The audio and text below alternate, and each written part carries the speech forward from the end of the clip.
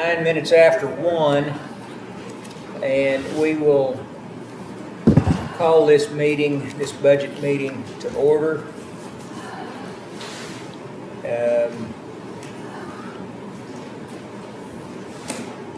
We're going to, moving on to item number 2, consider and possibly approve changes to the FY24 budget.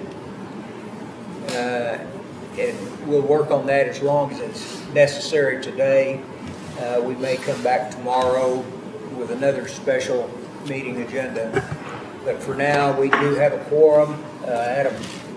Our Commissioner Arndt will be with us as soon as he can get off his road that he's working on right now.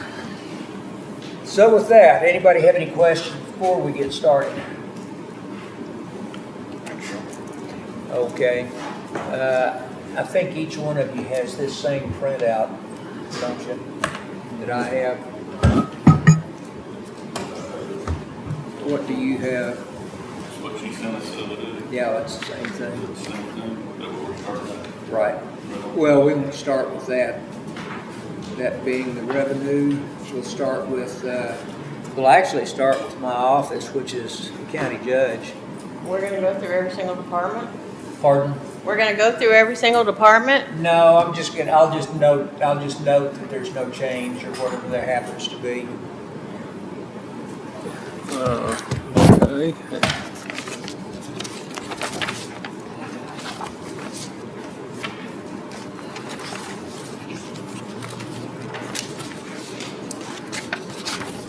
And the first department is, of course, the county judge, 400, and there's really no changes in there to speak of, so we'll move on.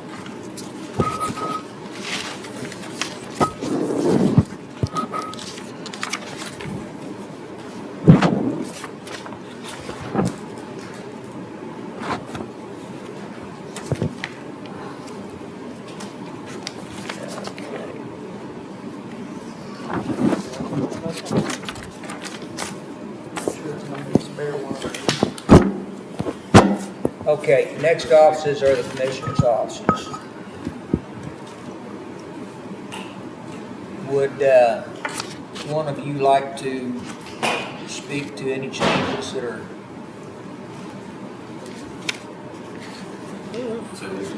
Would one of you like to speak to any changes that you might have recommended, or were there any changes? Mine's the same as last year. Yours the same as last year. There's no changes in mine. No changes in yours. He's talking about the secretary department, 401. Oh, okay. Oh.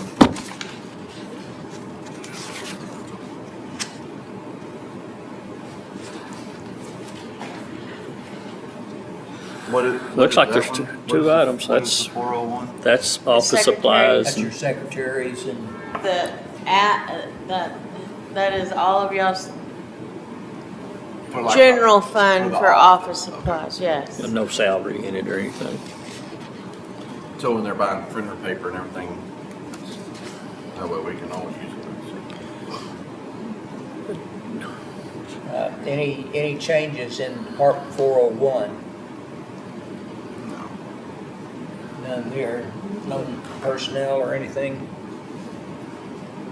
All right, we'll move on. 403.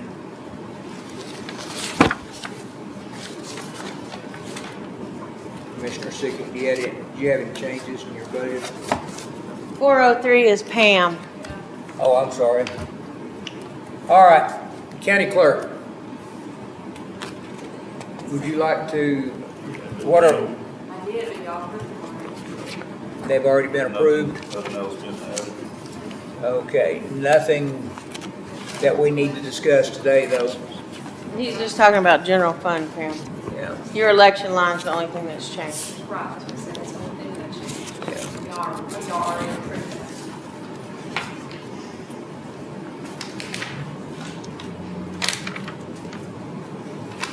Okay. 405 is that the Veterans. Veteran Service Office, and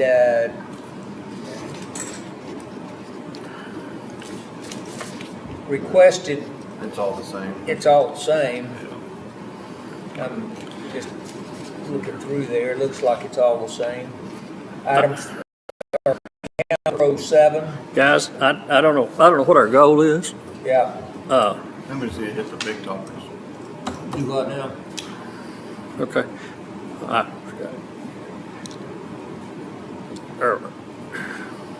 I think. is our goal to question anything in this budget or just go through here and No. say, hey, this is what we approved last week?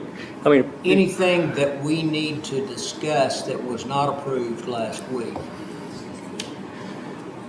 okay, Instead of going through departments that we don't have any change to, can we just hit our big topics that we've got? Okay, I mean, is that okay with you? well, that'd be fine, do you have those listed? I mean, I have mine, I'm sure everybody else has their own.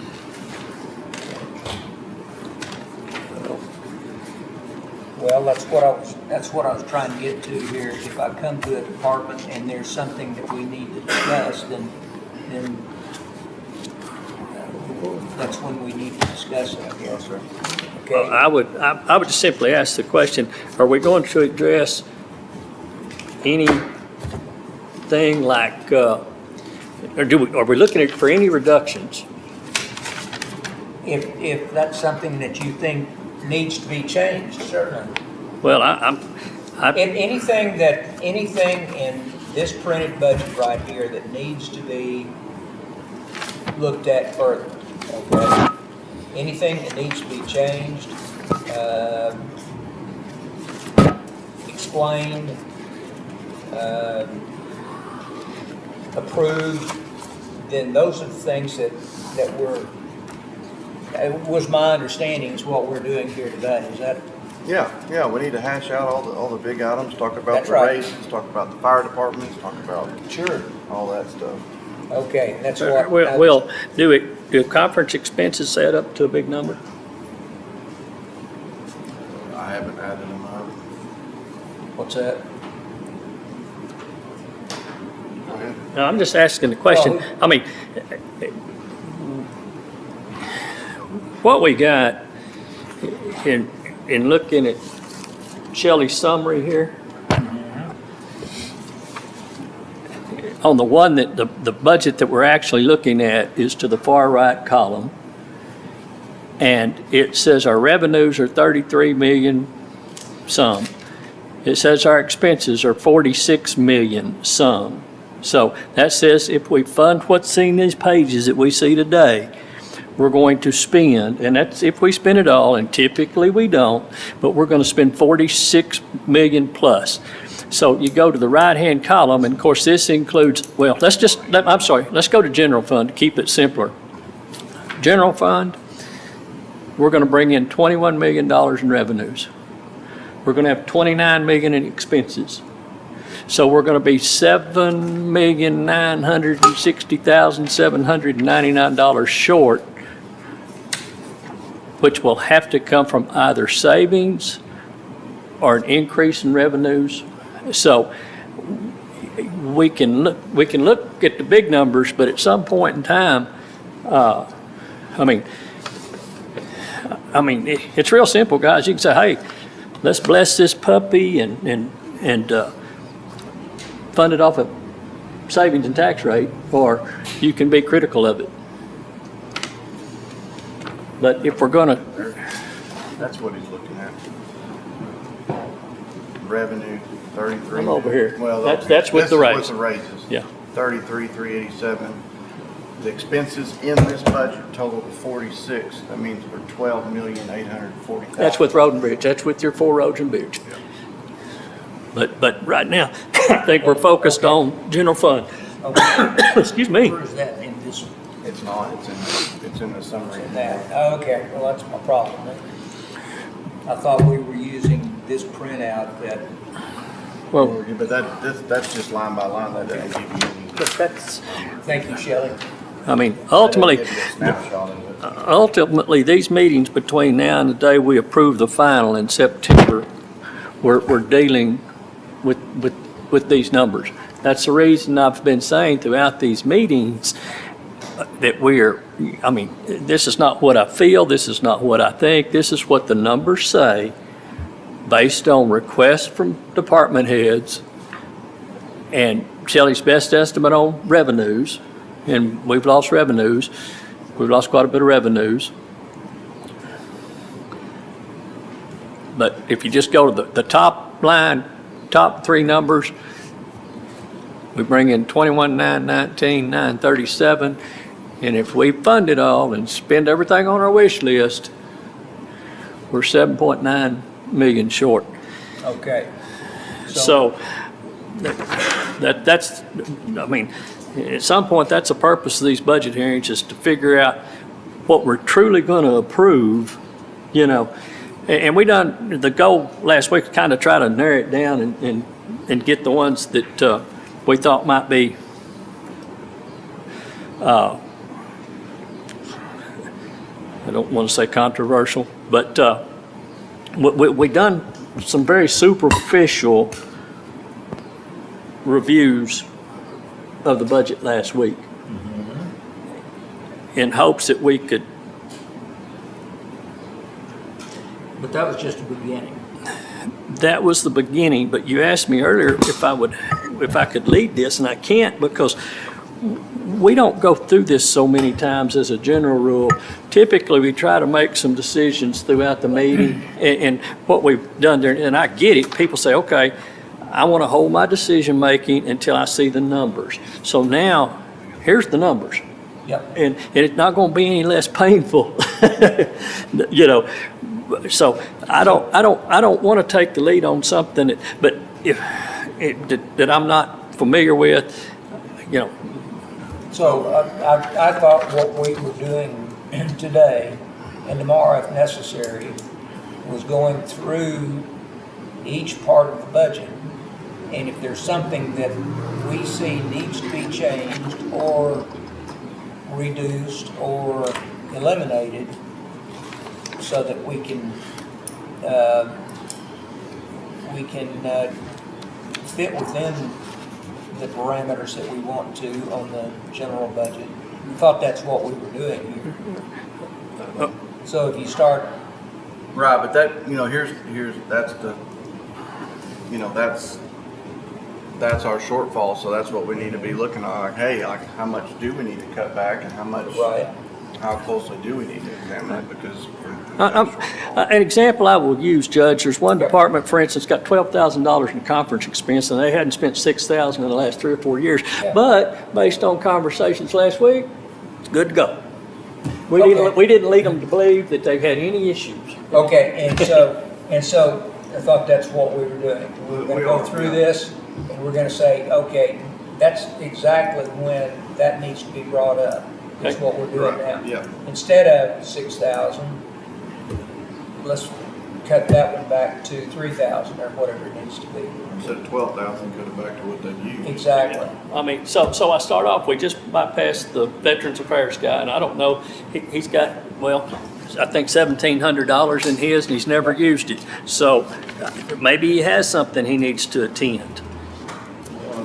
21, he had 1,400. I'm sorry, did you see something, Matt, that was, Said in 21, he used 1,400, or had 1,400. see, it may be, and I just use him as an example. I'm No, not, I'm just saying, yeah, there's zero on them COVID years, I mean, yeah. a lot of them don't have it. Yeah, but there's some of them that I think I look back and it's gone from 6,000 to 12,000. And man, it would be great, but it's, you know, it's subject to be a tight year. I mean, Okay, but what do we need to look at right now? And do we need to go through each department and see if there's changes that need to be made? We may not need to do that. If we remember that there was no change made in what their previous budget was, we can probably just bypass that department. But if there were changes that were requested, I think we need to look at those and see what requests were made for, it might be salaries, it might be equipment, it might be conference, it might be whatever. But where should we start on this then? I think each one of us has one or two departments in mind that perhaps can be cut back. And if we start through this printout that Shelley's given us here, I think we can look at, very quickly, I think we can look at different requests as opposed to what has been done in the past. Or am I coming about that wrong? It's been a long time since I've done this or whatever. I mean, we can go through them one by one, but, I mean, do you want to go through your bullet points? We can go through my bullet points. Matt, do you have any bullet points or anything, or you want to just go through them one by one? But they don't, any of us have, for instance, I don't think any of us have bullet points per se that's going to address a conference, for instance. Okay. Or you know, it might. Probably not. Well, I mean, you do, so let's. Well, that's just, but, see, I don't want to be the guy sitting up here sharing the thought. I've worked with these people. I think everybody here does a good job. We've got some good coworkers. I agree. But I'm sitting up here being the guy that's highlighting stuff and saying, success, we cut that, and, you know, that's not my place. Right. Well, we're all, I mean- and we're all gonna be under our fire. place. We're under fire every year. We're gonna be under Right. fire more because now we're on video, but like it's our job to squeeze down that overage so that we're Right. not having to go to the taxpayer for as much as possible. That's Right. our job. But, I mean, we do have to charge taxes. That's just a fact of life. But Well, that's we right. need to make sure that we're not doing anything that's not absolutely necessary to run this government. But right now, that's exactly what I'm getting at. We need to look at this budget that we have somewhat approved and look at areas that can be eliminated or cut back, and to where we don't have to go to the taxpayer for quite so much money to fund that budget. Correct. I mean, just. I mean, we can go through them how you're going through them, we can look at each one, but Well, it's that- hard when you don't even have the names on that. And well, I don't either, but we need to know what the names are. So that's the reason Shelley gave us this, Okay, so. What is that? so. It says it on here. So that's what I was asking you. Okay, it's been a while since I've done this. Well, and You like, guys have done this recently, within the last year or two or three or whatever. What is the best way to go through here and eliminate overages? Is it to go through line by line? Is it to take your notes first of all and go through those, knowing that probably there's additional things that could be cut perhaps? And you're right, Mr. Hollowell, nobody wants to be the bad guy, but that's exactly what we're supposed to be doing here. We're supposed to be paring this down to where, well, but I hate to express myself and suggest cuts, assuming I'm the Lone Ranger. no, You're not the lone, you're not the I lone mean, ranger. I sure appear to be the Lone Ranger. I've been saying it since the beginning of budget hearings. It's hard for me to make some of these decisions until I've seen this number. That's right. Where we're gonna land with, our revenues, where we're gonna land with raises, so that I know how much of the bad guy we actually have to be. It's hard for me to see it going into a blind, you know? and when I asked you to lead this, I didn't mean you suggested cuts. I don't mean that at all. But if having recent experience in going through this budget and creating budgets, what's the best way to do this? Is that to go through department by department or line by line or I tell you what, right now, what? we've got Judge Johnson here. I Instead think of we ought to start with him. That's what I think. Yeah, I mean, All right. He's here. and the sheriff's here. We got the sheriff here. We So- can do them first, that way they're not having to sit here and listen to us That's it. over every single line. I agree. Okay, the reason that Judge Johnson is here primarily is because when we went through the preliminary budget requests, there were suggestions made in the the force structures of the two different JP officers. And I was asked to come up with the numbers specifically of the Justice of the Peace Precinct 2. Rather than me coming up with the numbers, it would be much better to get the JP2 up here who can tell us exactly what the numbers mean. And Excuse me, I'm Go doctoring, ahead. I'm doctoring poison ivy for everybody watching at home. I thought we were, you go right ahead, Itchy. just don't get close to us. Yeah, I won't. You go ahead, I just. Judge Everybody knows Johnson, I'm- would you like to get up here and, the premise is that you could perhaps do without one person in your office here.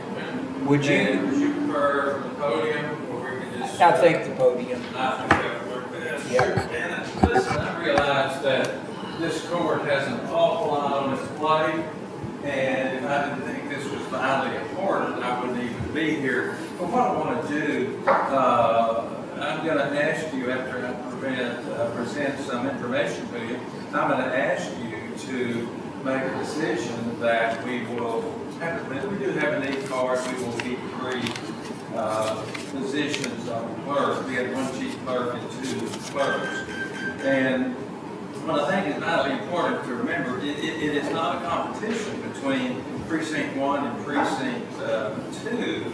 It's, in fact, there's X number of work there's just so much judicial work that's going to happen in Cooke County, and it's going to increase because of, from what I hear, all of the new subdivisions, there's RV parks, there's all types of things that are going to bring in a large number of people coming into the county. But the thing too is that I don't particularly make comparisons because we work together, the 2 courts work together, but we work separately.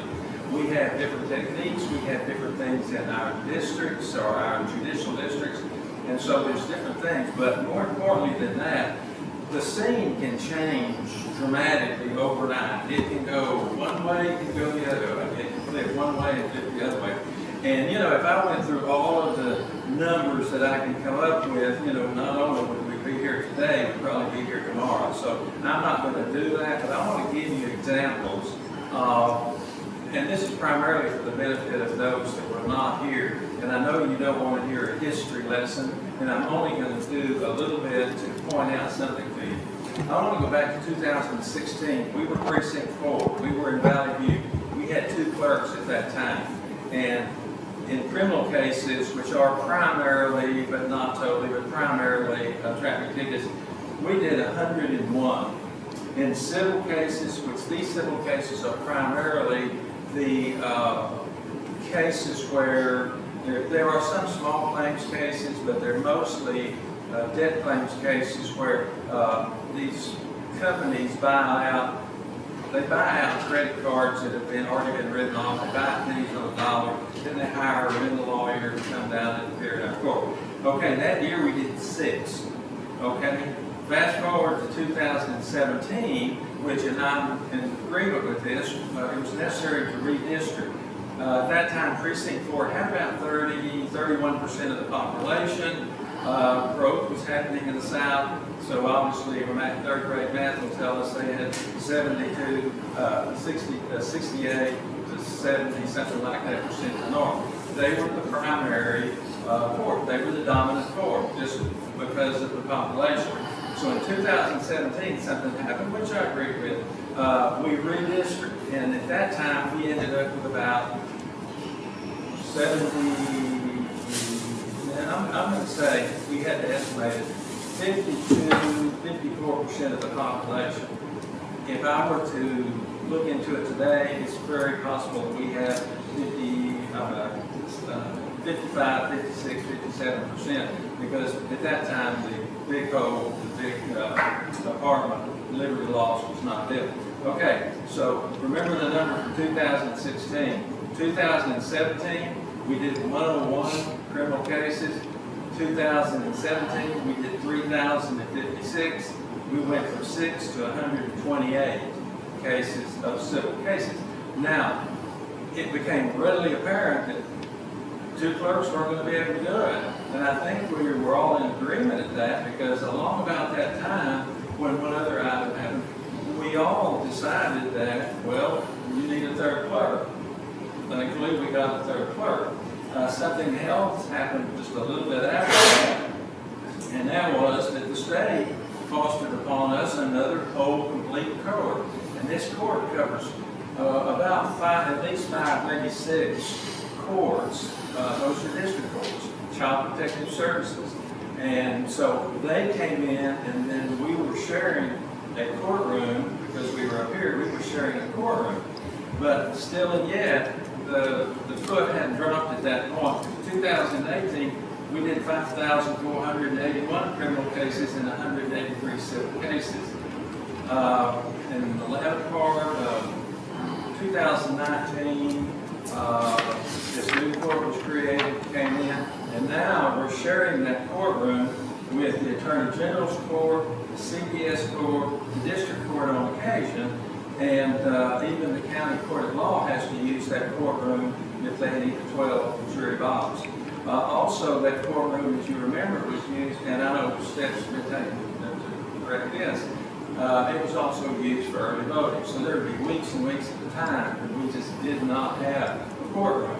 And those of you, some are more familiar than others, but you talk to any court coordinator, any judge, they will tell you they find the docket more than anything else. How do we plan trials 6, 8, 12 weeks in advance when we don't know if we're going to have a courtroom or not? And just, being honest with you, because that's what it was created to be, the CPS court was the dominant court. And that court had first dibs on the courtroom. And it was not working real well. And I'm going to toot the horn for a lot of people by this. I will tell you, if it were not for the district court, the county court of law, Judge Vaughn in the CPS court, and our court, myself, we made it work.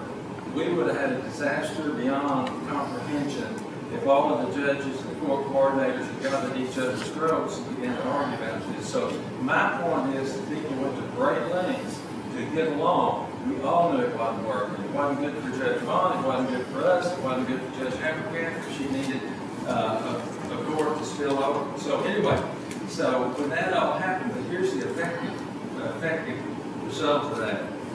In 2019, we went from 54 to 81 down to 29 to 17 criminal cases. And we went to 265 of our civil cases went up, and they went up because people filing civil cases hadn't figured out yet that we couldn't hear their case.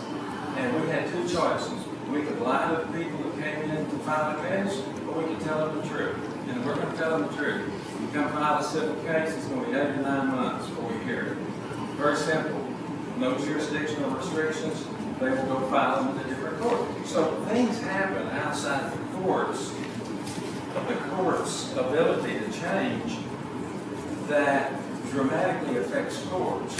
And you must have, even two courts can hardly use the same courtroom. But anyway, as we continue on, in 2019 it was 2917, 265 civil. 2020 it went down to 1,021 criminal. Part of that was COVID, and 248 in civil. We went to 678 in 2021. It went to 670 in 2022. It went to 1,000. It projected from what we've been started this year, though I think this is very conservative because things are really picking up. We did 1,028 in this year, projecting the full year. But what my point is that Precinct 2, as it became Precinct 2, was, and this is not negative terms, it's fact, we were in a state of disruption continued. We moved, and very disruptive before. The move was necessary to equalize the judicial districts. Then once we were here, we were moved again to a different location. And all that time, what was happening was, there's only about 5 companies that file these debt claim cases. And they figured out, I can file in which court is going to happen the fastest. We can figure that out. The local attorneys figure out that, well, I need to go file in a different court, not this court. Now, this has been cured, and to the credit of the court, this has been cured. You built us a beautiful courtroom. Perfect, exactly. I go through 130 door to get into the courtroom. I mean, it works great. And so what you're going to see is, right now, we're working through about 200 to 250 cases that go back as far as 2021 that we've never heard. We set 4 new cases yesterday. Each clerk makes a case, they work that case to find out if they still want to hear it. What my point is, this court, if you go by strictly numbers, this court has not been overly productive. I'm cautious with that term, productive. But our workload has increased because it's one of those things where you only have to be there to understand it. Trying to get jury trials, trying to get bench trials set when you don't know you're going to have a courtroom and you're sharing it with other courtrooms. And I will tell you, I won't call names, but you'll know some people. I held court in the hallway. When we walked down there, somebody else was in the courtroom, we had it scheduled. I don't make a fuss about it. We hold it wherever we have to hold it. So anyway, and I am rushing through this because you already depressed me, hearing what all y'all got to figure out. And I understand you got great big fish to fry, and we're just one of many, and I understand that. But the thing that I'm looking at is that outside of just what all of these numbers tell you here, outside of that, our main goal is twofold. One of them is to public service. And I would rather measure contacts, telephone calls, individual contacts. Something going on. Something big time going on. Sound like it's happening next door.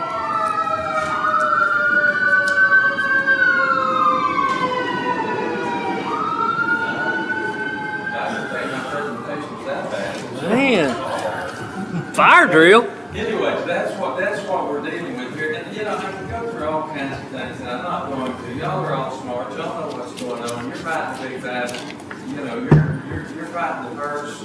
I'm fighting for what we need.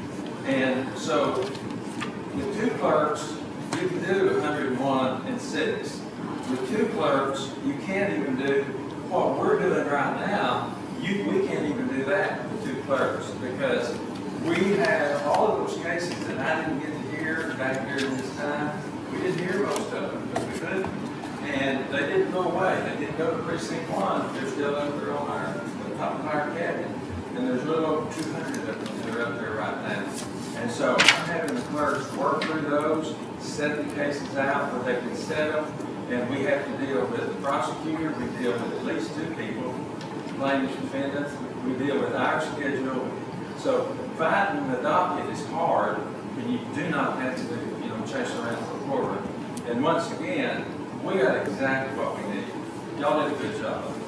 Well, I can compliment Commissioner Holloway for that. You suffered a lot of time. I know you put a lot of time into it, but we have what we need. And we can do what we need to do with 3 clerks. And I am absolutely not addressing the issue, what precinct 1 does or does not need, because like I say, these 2 courts do go together. But I will tell you, Judge Henry does a magnificent job out there, does a great job. He's a great judge to work with. But things can change and will change dramatically. This next year, we have tried to work you might say, an unofficial schedule. It will take us this next year to clear our docket of what we have that's behind us because we didn't do it here. And things are picking up. We're getting more and more cases. We have no control over most of the criminal cases because 412 of the criminal code requires officers to write tickets in the precinct where the violation occurred or the precinct with personnel that's in the county. So most of the things we don't have really a lot of control over what happens. But once again, going back to overall, the numbers are picking up. And who does those things are going to fluctuate. And then we get outside of all of this typical stuff here, that goes on. What all do we do? We're a public service. You know, we do the inquest, we do all kinds of things that don't show up on these numbers. And the only reason I brought up only numbers on criminal case, civil case is because that's what people think of mostly, and that's what you look at. And I don't address, and you know, you guys fight the person. I don't fight the person. It's improper and probably illegal. I never mentioned anything about revenue and business in the same sentence or even the same paragraph, because it is absolutely improper. You know, our mission as a court is to modify behavior. And I have developed a lot of things to modify behavior. I have a movie that kids watch. We let them watch it. It shows very graphic accidents. I spend at least 30, 45 minutes with them.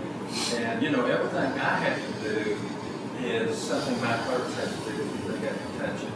I do all of the blood warrants, 100% of the blood warrants for the county, because it's practical. It's not practical for the district court clerk, district court judge, or the county court of law judge. They may, there may be a murder trial. They do not need to be interrupted in the middle of the night. That's what all of that's counties. And so I'm saying that all of the courts here in Cooke County work well together. And I think that's, like I say, I'm going to pat all of us on the back, because it could have gotten real ugly. And the court clerks that called and asked, you know, is the courtroom available?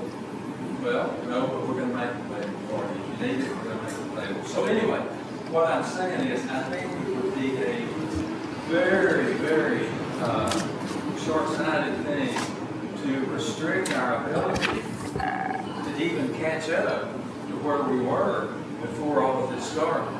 And that's why that I'm asking for the court to give due consideration to what we do need to do and what we do have to do, and just continue it like this with the 3 clerks.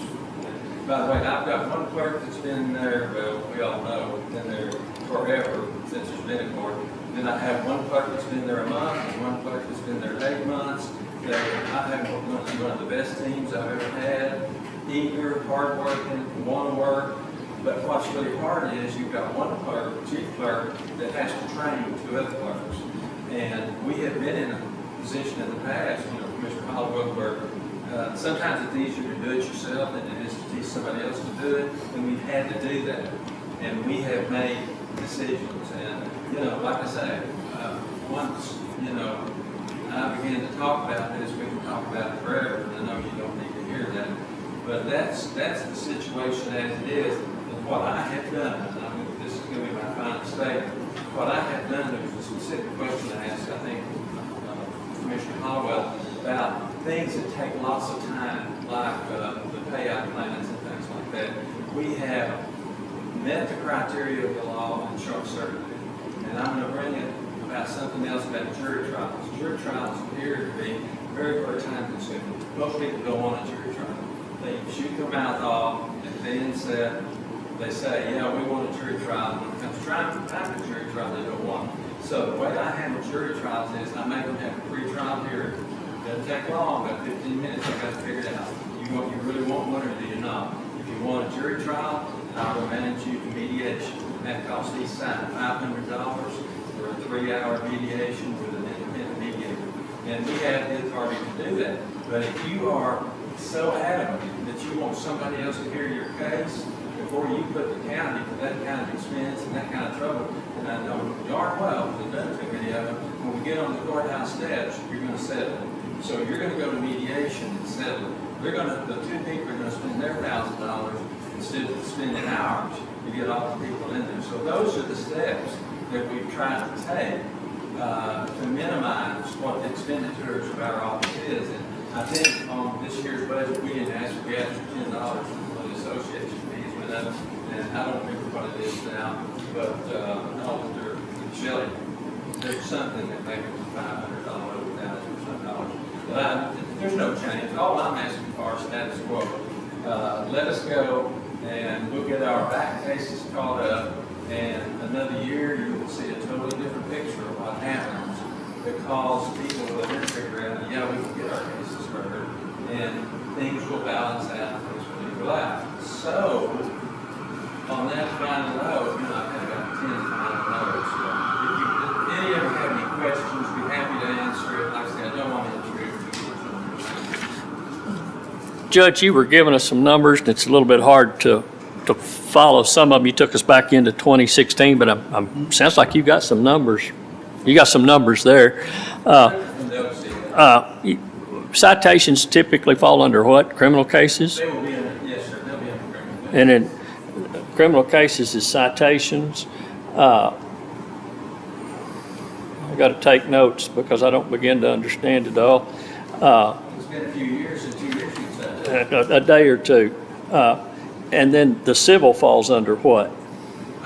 Civil, that will be, there's a whole list of things that will. Anything that's not criminal is civil. Okay. And I didn't go through and pick out, all of the different ones, like magistration, like, inquest. Those fall naturally. Judge Henry and I just share the time. We're on call one week and then on call the other week. So those are going to fall where they fall. And that's not really clerical stuff anyway for some of the inquest and stuff of that. That's. You'd be surprised at how many phone calls are with an inquest and how many times we talk to the family. I've got one right now, that I'm on the phone twice a day with the mother of a deceased person. Now, that's why I say contacts Yeah. or what do not show up in statistics. So if you got your 2022 numbers for 4 cases as far as criminal or civil, do you have those numbers?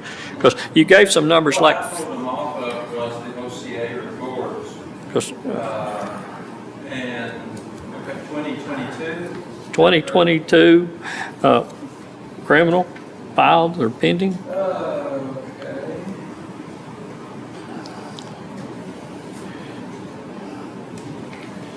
Okay. And guys, if y'all not interested in it, I won't pursue it. 2022, there is, new case there was 566, 30 of those were from the penal code, 72 were other state law, that could be a lot of, that can be dogs or, How about, have you got 2021 numbers?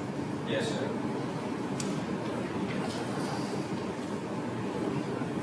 In 2021, the total of all those was 678.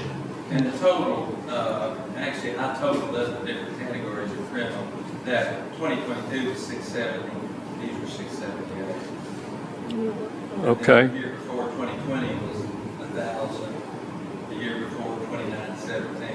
And like I say, I'm not saying that's what they did, but lawyers know what's happening. Police officers know what's happening.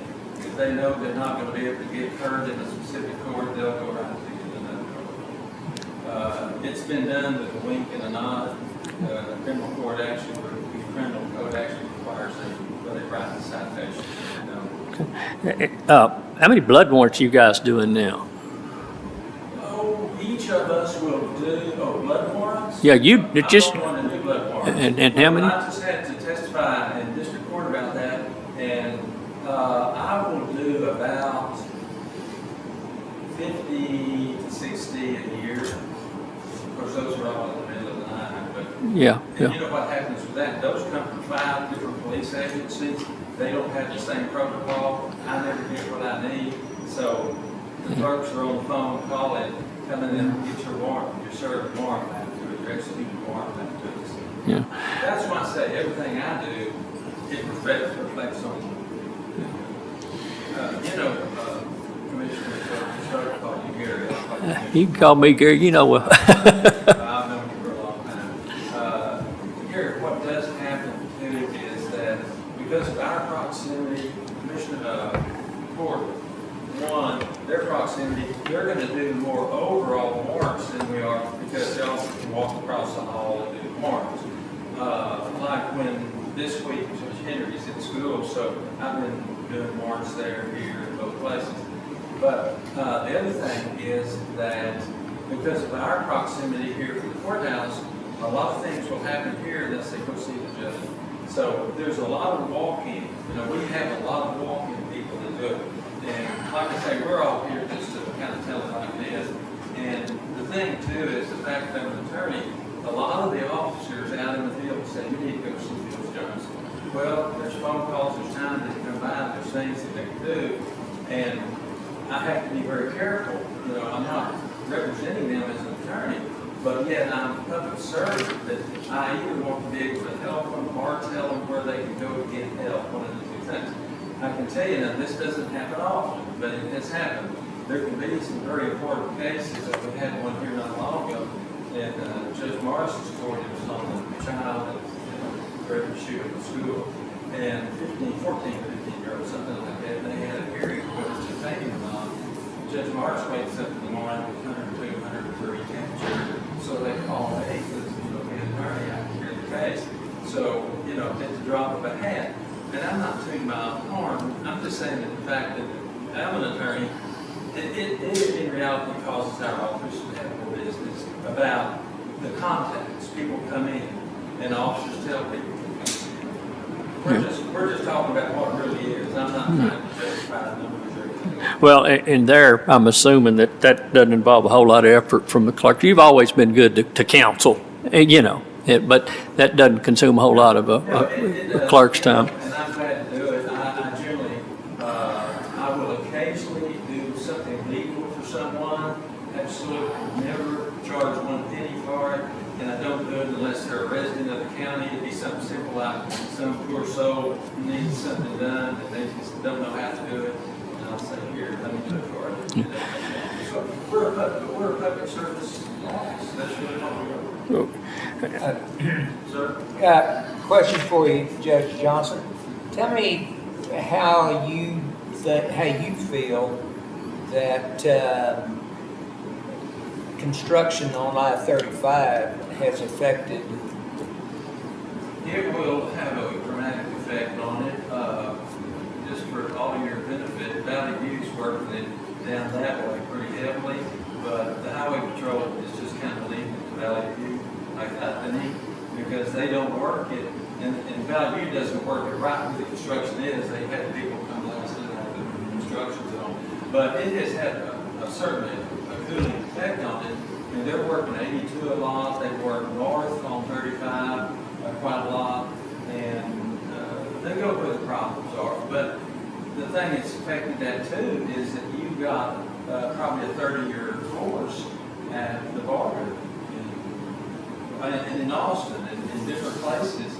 And this is a problem because when enforcement goes down, accidents go up, and there's been an increase in accidents because of lack of enforcement, because of lack of officers.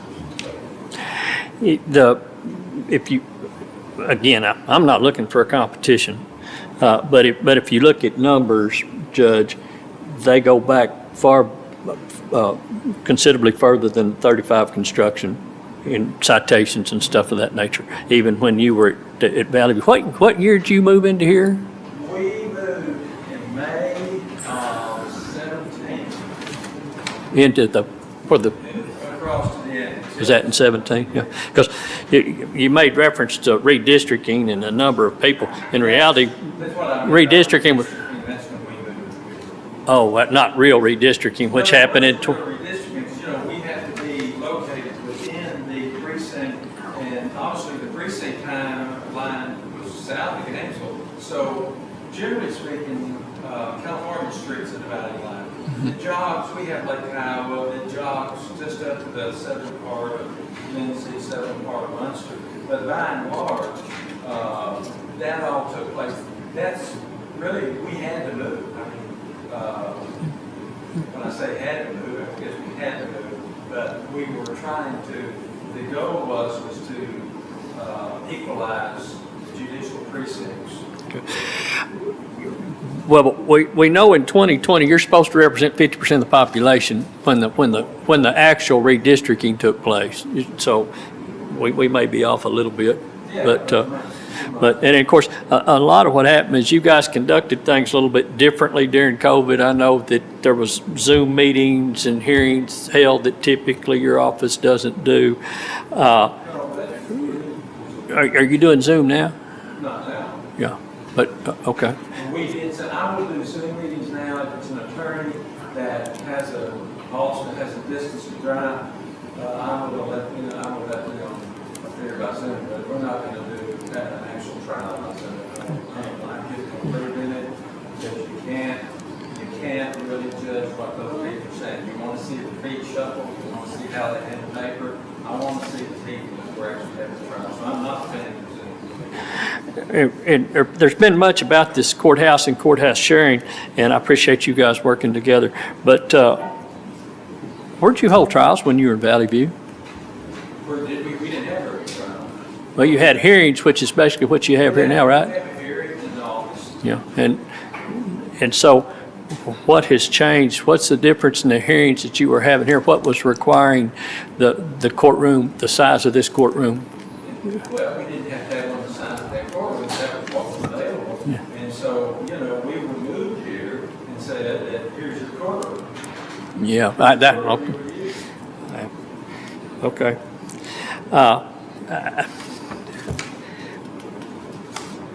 It goes back to numbers with me, as far as how do you measure the performance of your people? How busy they are. Yeah, They're working. but They're on the telephone, they're talking to clients, they're talking to people at the window, they're going the extra mile, they're helping people that come up. Because we are a catch-all, but we're an information movement. When people come to our window, we're a court of last resort. And when I say court of last resort, you think of an appeals court, but that's not the case. When they want something, they don't know where to go, I'm going to go see the judge, I'm going to go see the court. And I firmly believe that we are nothing but public service operation. And I think that we service the people the best we can. is that, some of that, it boils down to how much of that is our job and how much is productive. I realize we're public servants, but at some point in time, we have to set aside time to be productive Well, how do we define productive? well, most of the time it's quantity, quality, dependability. Are they here? How well do they work with others? That's typically how you would do a performance evaluation, because I got 5 guys that could stay on the phone, but, it's not work-related as a general rule in my case. So, busy doesn't quite, my guys can be busy, but, people handle things differently.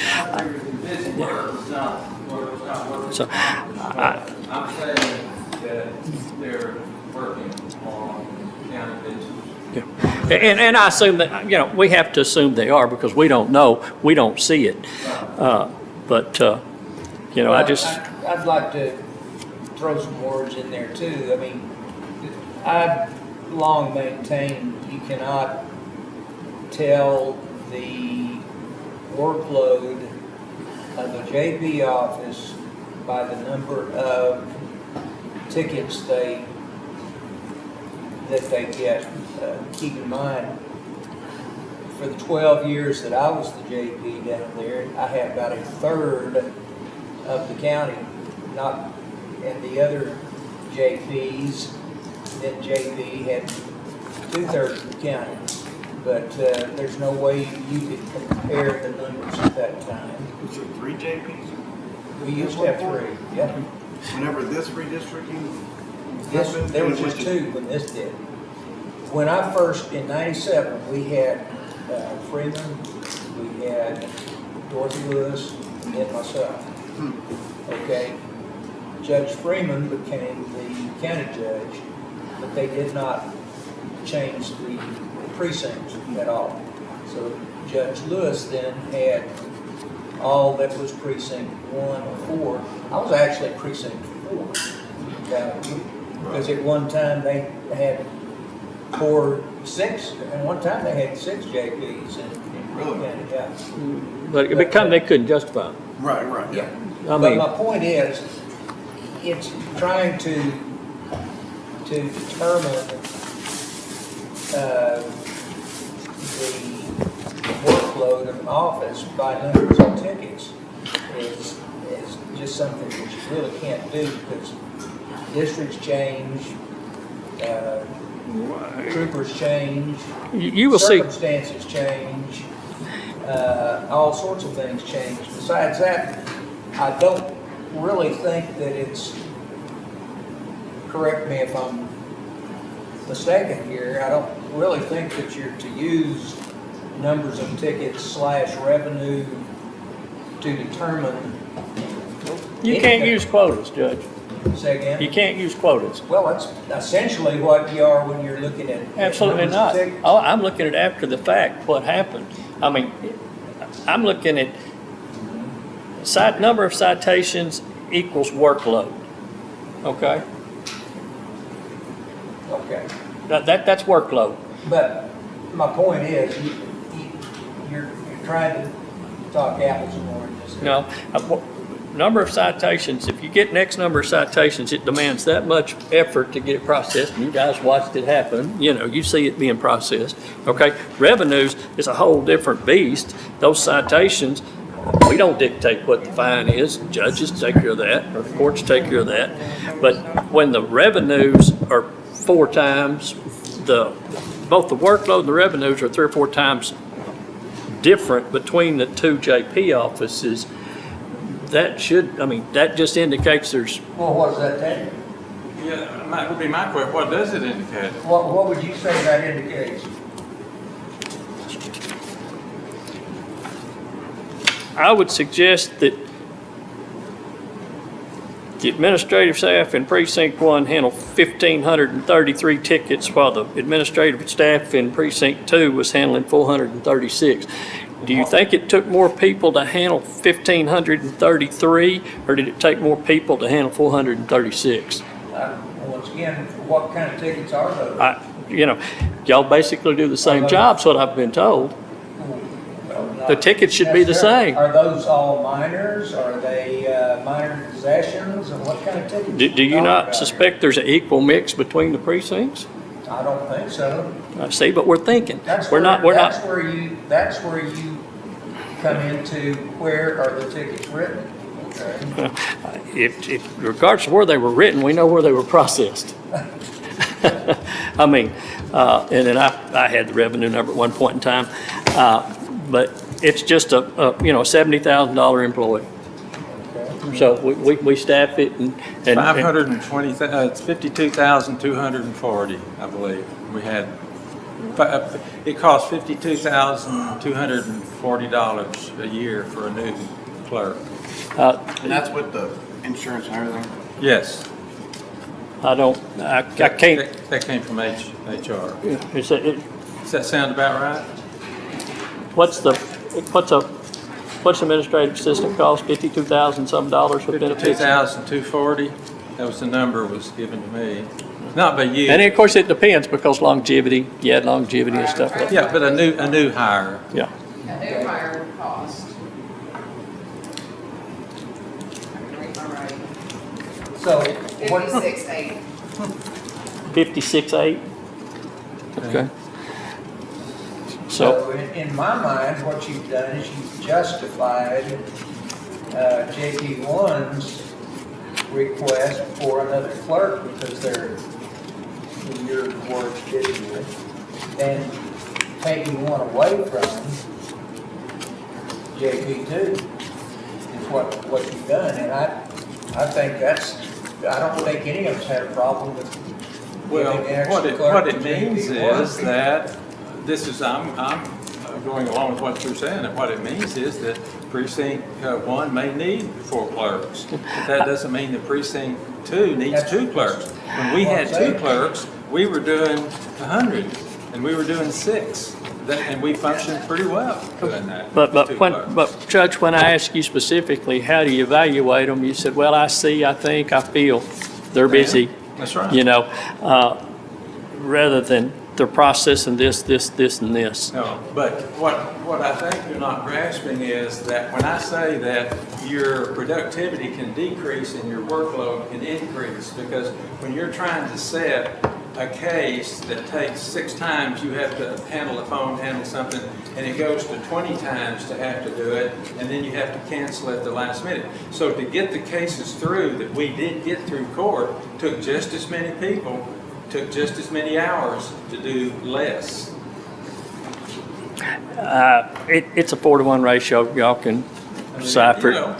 Anyway, Anyway, we've kicked this horse way too long. Thank you. weekend. Okay, any other questions? And I I'll be on my way to my next duty. appreciate it.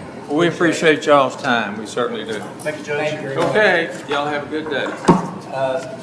Do you want to, and what is the precedent that's been set in previous years? Have we go on these as we go, or wait until a later time and bring it back up again? For one thing, Adam's not here right now. He'd probably like to weigh in on some of these. What, Yeah, I would think. Wait till Adam's here. yeah, Finalize bigger ones like that. okay. Sheriff here to talk about something. Yes. Sheriff Sappington. Would you identify yourself, and would you also tell us what your reason for coming today is? I think you mentioned that something was omitted in your previous. Yeah, Sheriff Ray Sappington. So during the budgetary process in-house, during discussions, I really have two admins. And one is Jackie on the law enforcement side, and I have Anita on the jail side. Anita and I could talk half a day about the job duties that Anita has, but basically, I almost want to tell you, she keeps the jail operating. She orders everything except food. She does indigent, she does commissary, medical billing, and the list is on and on. And the difference to me between a clerk, because she's classified right now as a clerk, is that my admins have some decision-making authority in their day-to-day jobs. So I agreed that Anita's position, that jail's position, needed to be titled as administrative assistant. It just didn't get into the budget that was submitted, and so I'll take ownership of it. That's on me, and I should have caught it. So I had Elizabeth figure up the numbers. Oh, she shot me an email.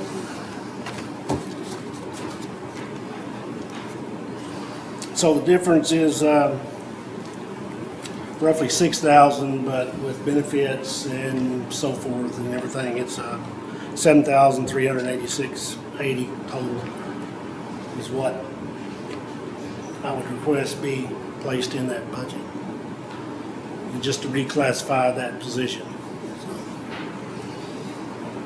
that's all I really have. It would have been, it should have been in the budget, and it should have been in there, but it wasn't. So hope it's not too late.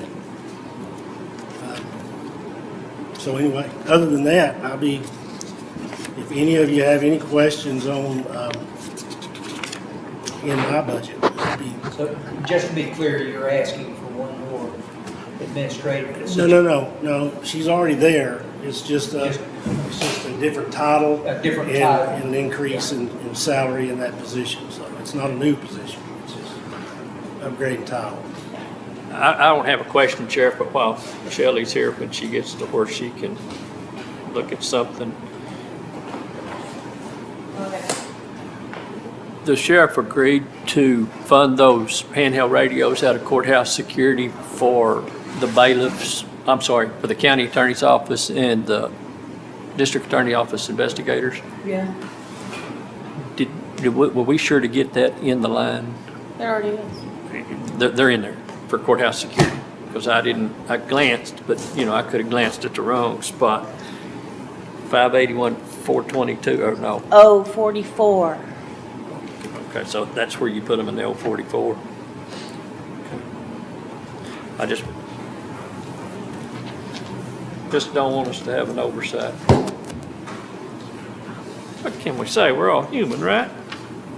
Thank you. It's the sheriff's budget, so I just want to be sure while he's here, we made sure it was there.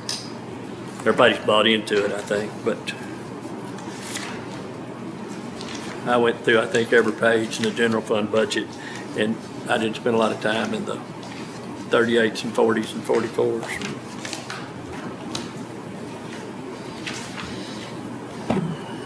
Does anybody else have any questions for Sheriff Saddington?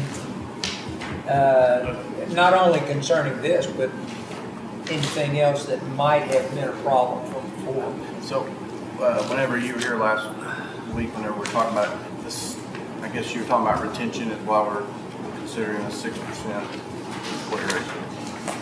Well, not only retention, but, and, Yeah, hand in hand. so, you know, and I probably didn't talk enough about the jail when I presented the budget, and man, those guys are working. We're 6 short.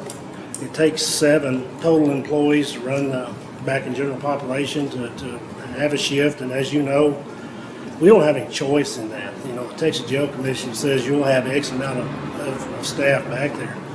So with 6 vacancies, that tells you that somebody's working on a day off every day to make it work. And of course, we're housing prisoners. I'm glad we can do it, but it is a lot of work. We've got a lot more prisoners back there, and our employees back there have stepped up to the plate and coming in on days off and making it happen. So, can the patrol deputies, are they allowed to work in the jail, or is it like a separate certification? So it's a separate certification. Denton County is in such horrible shape. I think they are, last I heard, only a third staffed back in their jail. 300 and something vacancies. So they are pulling patrol deputies, investigators, everybody they got, and putting them back there. Now they have to start those individuals in a jail certification course, and they either have to complete it. What they were doing was, when it got up to the time to where they were going to have a jail certification, they put them back on the street. Yeah, just So an they're- emergency situation. Drastic times call for drastic measures. I was just curious if, Yeah, but they're housing inmates all over the state of Texas. Yeah. And you know, they're paying us probably 40 to 45, 47,000 a month. But that's just, I mean, there's probably 20 other jails that are housing their inmates. And that didn't So- have to be, I was just curious if it Yeah. can be done. I think it's a prime example of somebody getting behind the curve. I don't know, I don't know if their sheriff was jumping up and down in commissioner's court and, hey, we got to get these salaries up. I don't know who, but I can't imagine trying to hire 300 and some odd people. I mean, that's not an overnight fix. That's not a year fix. That's a multi-year problem there. Yeah. And I think that's why we'll be housing their inmates for as long as we have the room and are able. Yeah, it's pretty wild to think about that. When I asked about this grant deal, that's where you want to get the 6%, right? Okay, it don't go into effect till January, right? We apply for it in October. It says no later than the 30th day after If you look the at the first year. bill all the way down, it says the earliest you can apply is January 1, 2024. Well, I normally don't argue with Shelley because 99% of the time she's right. But For this first year. that could be. It was my understanding that the law enforcement, because there's different parts of that bill that address the constables, address the district attorney's office, and the way it read to me was that law enforcement had until the 30th day of the first day of the fiscal year, which for us is October, to file the grant, and then I don't think we would get it until January, February, whatever. We would get it within our fiscal year. I guess what I'm concerned about is the grant, right? We're going to use it we want to use it for payroll. Okay, if we pass it and it goes in effect in October for us, when they pass that grant, they're going to say it's not retroactive. You know what I'm saying? So we're going to wind up having, if it gets used for a raise, it'll have to be on top of the 6% we already gave. Does that make sense? It makes sense, but let's look at it this way, because it's my opinion, and I think maybe Shelley's too, that 350,000, it's my opinion that we plug that into equipment. And yet let the county pay for the 6%, because it's one line item versus another line item. We plug the 350,000 into equipment. That's a prosecutor. Well, you're there, prosecutors and our constables and prosecutors may not apply for this grant until January. You're down in the prosecutor, so. No, that is, it includes all of, see where it says 139, 141.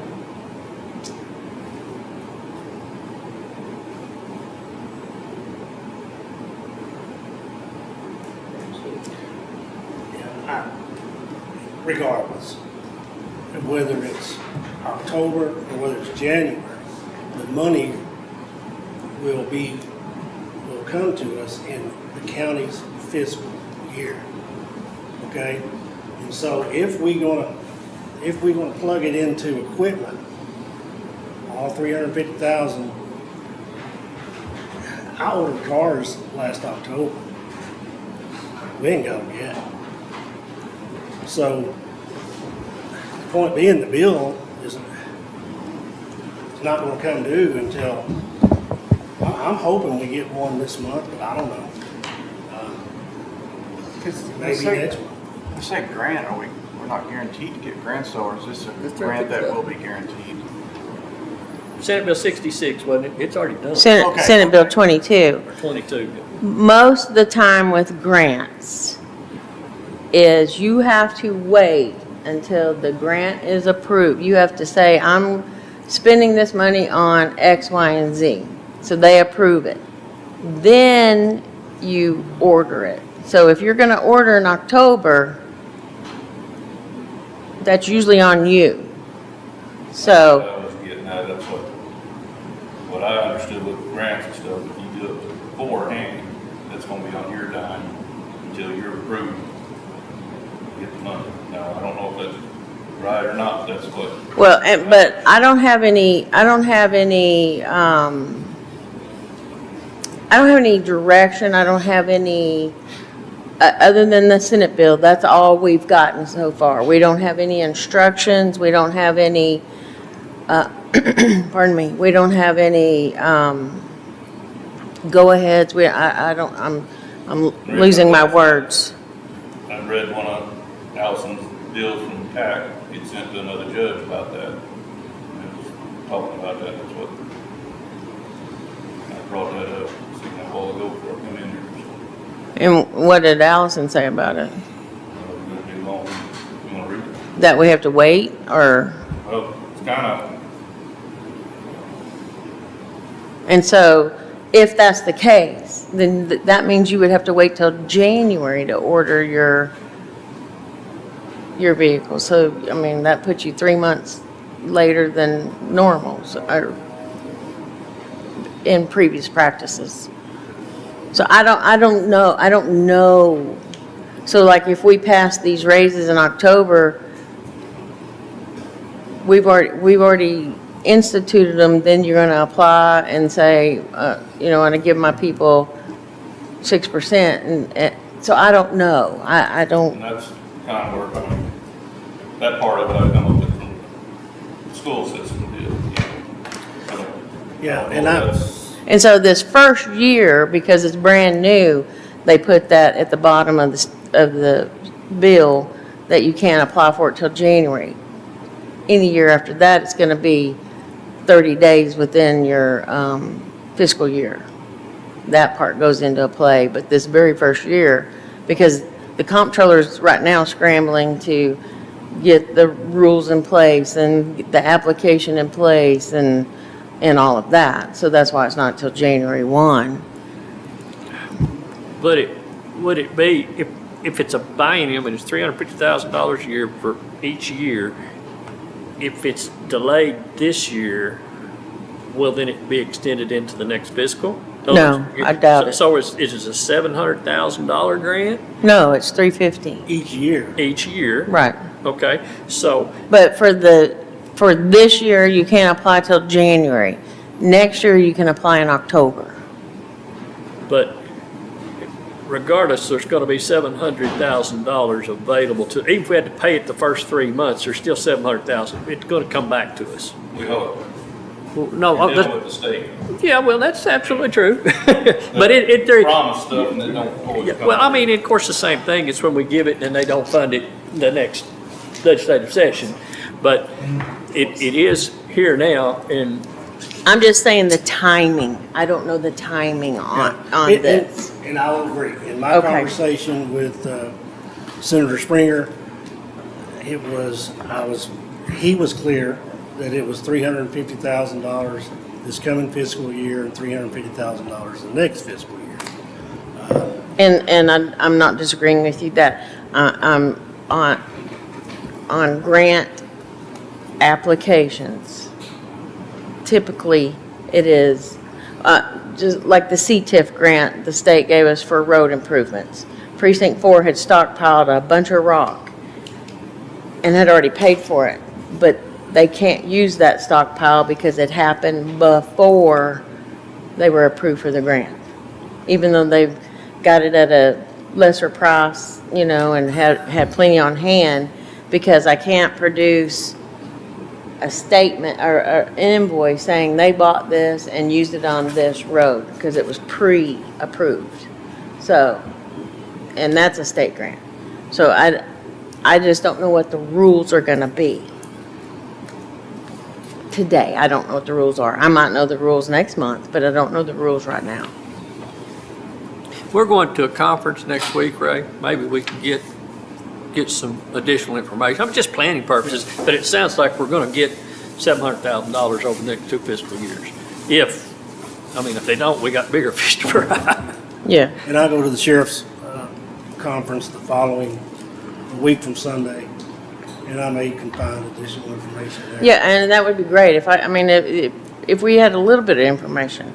Like, go ahead and put it in your budget in October, but you can't apply for it until January, But I'm sure you've already reached out to comptrollers. I mean, that's what you do, right? You reach out to the comptrollers. Yeah, office. nobody. You're not getting a straight answer. Nobody has any information. I don't know No, what and they- I'm not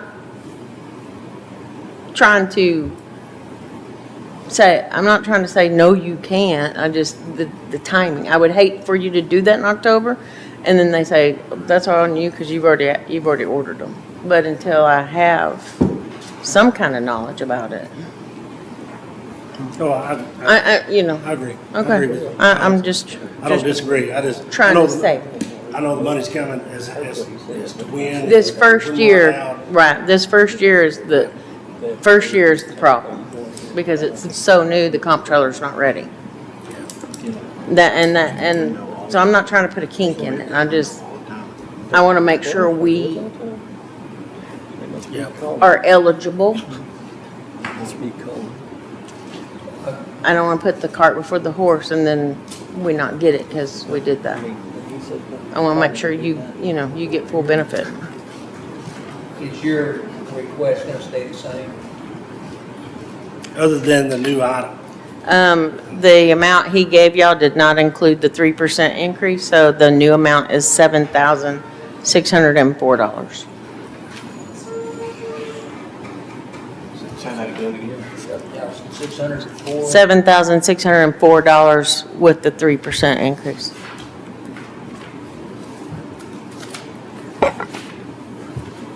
Adam, you hadn't missed much. We're on page 2.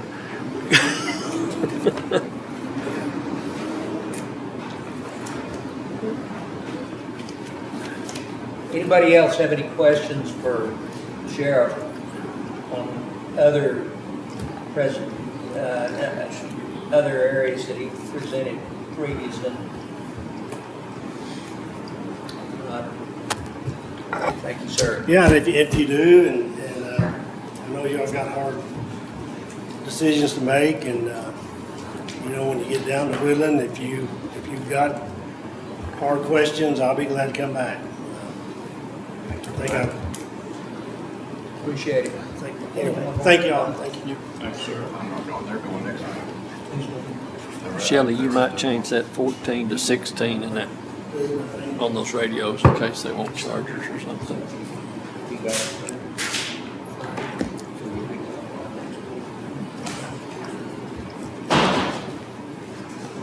Wes, would you like to come talk to us? All right. If you would identify yourself and where you're from. Wes Reed, I'm the EMS director. Last time I talked to y'all, probably neglected to give the supporting information, especially that Commissioner Holloway wanted. So I emailed that to you on those two proposals I was talking about, and I've thought about it, and I've actually come with I think a little easier way to understand it. FLSA says that our department has to be paid on a 40-hour work week, just like road hands and clerks. Obviously, we don't work that schedule. Currently, the other people working a 40-hour work week get 10 days of vacation a year, 10 days away from work. EMS personnel get 3 1/3 days. What I was proposing is for them to increase that to where they have 4 days a year away from work, and that will be what I look like is on par with the rest of the time off with the rest of the county employees. And that's for a 1 through 10 year employee, and then for the 10+ year employees, move that up to 144 hours. That was one of the things. The other thing was that we stopped the practice of deducting when they take a day off. Otherwise, they lose their overtime. And I came up with a figure that I had discussed with Elizabeth that was having a difficult time coming up to the decision of how we could calculate what the budget impact would be to doing that. And I had a figure of $90,000, which was concerning to the court, and I understand. That night I went home and, if you'll indulge me a minute, found out how smart I was, because I married a really smart woman 33 years ago who's been in accounting for 33 years and dealt with payroll most of that, and she looked at my figures and said, "You're not figuring it right. We already budget that money. The only thing we have to account for is half the time, not time and a half," and that's what I was figuring on. So that figure in the paperwork I sent you dropped from 90 to 34,000 to be an increase in the salaries line item. The budget as it sits is roughly about $220,000 less than it was last year. Big difference of that is there was 2 ambulances budgeted last year. There's only 1 ambulance budgeted this year, and that's roughly, we'll put it at a zero sum. And the auditor can run those numbers and get you closer to that. One of those ambulances was funded by a grant. So So my that actual was- budget would be less than that as far as county funds used for last year. But if we absorb that into salaries, then you're still gonna need another ambulance at some point. I'm sorry. I said, if we absorb that to salaries, you're still gonna need another ambulance at some point. Yes, that's in the budget. Okay. I moved that to ARPA. Pardon me? I This one. moved the one you're requesting this year to ARPA. Into what? The ARPA funds. Okay. I apologize. I'm about half deaf anyway, and the acoustics in here for me is difficult for me to understand. I'm sorry. But anyway, So the ambulance you requested is not in your budget? for next year? Uh-huh. Okay, thank you. So that reduces it quite a bit more. As we discussed the other day, I think will be and I put it in the supporting documents, I think this is well worth the investment in these employees. If we can retain just 2 employees longer, that pays for it easily inside a year, pays for the additional funds that we are allocating for salaries. And like I mentioned the other day, by the time we get a paramedic up to where they're even semi-productive, we've already got about $20,000 in payroll and equipment and training put into the person. So trying to keep them would actually, in my opinion, save the county money, increase the train, or the experience level of our staff, and just be an overall credit to the county, or asset to the county, I guess. Questions about that or any other part of the So budget? the 90 that he thought that's reduced down to 34, that's already in there. I beg your pardon? The number that he thought was gonna be 90 is now 34, but that's all. No. No, it's not in. It's not in. And does that include benefits and the 3% and does it include FICA and retirement and the 3%? That's just the base rate difference, correct? Sorry? That's just the base rate difference? Yes. I guess That's in order to the do, budget. You gave me an annual budget for someone yesterday. If you were to take every person there's annual budget and no one took a day off, that would be the same money. Because the only way they lose money now is when they take a day off. And the examples I showed you, on top of that, it's not going to always happen. One example I showed you just happened last week. I had an employee take 48 hours off to go on vacation. Well, my figures have 48 hours of half time. First 40 hours is going to be paid straight time. The only thing in addition she would get if this was enacted was 8 hours of half time. So the first 40 hours are still going to come out at straight time. That's the reason it's so hard to calculate what it's going to cost, what the frequency is going to be, because you can't predict how much someone will take and when they will take it, especially since we have 3 different paychecks, so you have to try to determine which week they're going to take off throughout the year. And I have no way of doing it, and I've discussed it with Elizabeth, and it's kind of impossible. and then with changing the days off they earn or whatever, I guess we have to do like an employee handbook change on that. It would need to be a policy change, and I think we would have to look if that's something we would need to do across the board, or if it could actually be done specifically for one department. So It doesn't have can- anything to do with budgeting, but it does, because if we do make that change, it'll be affect policy. then you're gonna have other departments that are gonna wanna do it.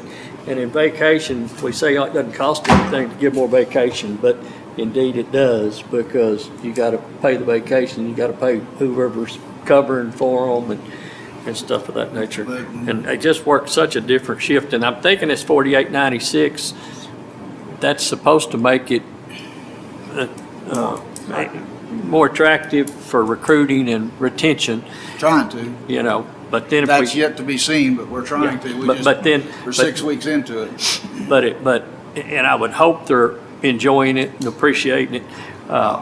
Be able to tell you in 2 weeks when we do the survey. And then we, I'll be curious to hear about that for sure. yeah, but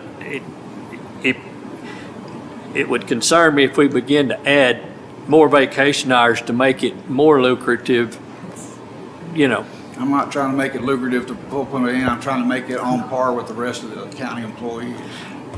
But they're not, I mean, that's where it's tough. You know, when you're working, the other county employees are working straight eights and don't get the opportunity to work the other shifts, you know, I don't know. Employees don't have that opportunity either. We require it. Yeah.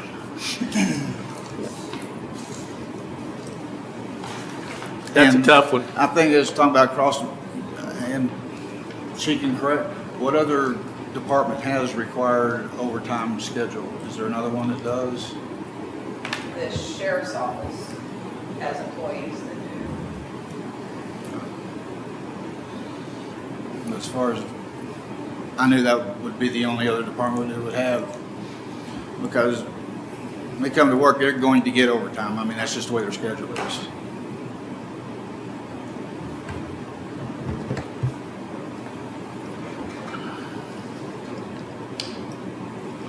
Anybody else, any questions for Wes? Is that all you wanted to ask Wes? I believe so. I had been told, and I wasn't privy to this, this was a year ago. I think someone had mentioned that Commissioner Snuggs was part of those discussions about a 10-year, something about a 10-year step. I don't know about it. Did you remember anything about it last year? Well, we did We did a little bit of a stair step last year. I don't remember did you say 10-year or 10-year step? 10-year. I don't remember. I'd have to pull the exact figures. I think we did it at 5 years. I don't think we did anything past. No, I know you did it 5 years, but there was talk about doing it at 10 years the next year, not to do it all in 1 year. Yeah, that's something we need to, because it was just a step in the right direction. We need to look at that stair step again. I have a note for that to look at it. It was just a initial year. We brought that back at the very end of our budgeting just as an emergency situation. So. Like I say, those were discussions that were happening without me. It was before Right, I was in this position. Yeah. Oh, yeah, for sure. Yeah, okay. I don't know that I have anything else to really add other than about the ambulance. I really think we replaced this one ambulance that's with 109,000 miles on it. We'll be rotating to a backup role that we just rotated to. Well, we'll be rotating to a backup role after the next court. I really can't foresee us having to buy another ambulance that next year or maybe the next, because I'm gonna have 2 ambulances that are 2 backup ambulances that have low mileages and very serviceable and not going to be a maintenance problem. The one that we're going to move into a backup role in August, hopefully when we get that other one, is going to have like 122,000 miles on it, which is going to be good for a long time. And that will give us The a new very... gas ambulance is here, isn't it? All right. The new gas ambulance is here. You're outfitting it. We just got it in. That's the one we're waiting to get everything together on so we can get tags for it and get it on the road. Cool. I want to go for a ride in and see how the power ratio is. I rode with Which, Adam, Commissioner Arndt the other day in his, and there was plenty of power, but I don't want to be in the back. you don't want to be in the back. It's fun. according to the man who brought it up, said it doesn't lack for it, so In what? it doesn't lack for power, so. Did you drive it? I haven't drove that. Oh, okay. Mine's got the same transmission, same motor. Yeah, and I enjoyed driving yours when we went to Oklahoma. That 10 speed's a big difference. Yes. It's just a lot different. I'm hoping for good things from it, Do you have an name? because we've been through that, but you know what? Anything else? Anything else for Wes? No. Thanks for your time. Thank Thank you you, very Wes. much. Daryl, did you have anything, or are you just here? I did have 2 things, if I can speak for a minute. Please, come on.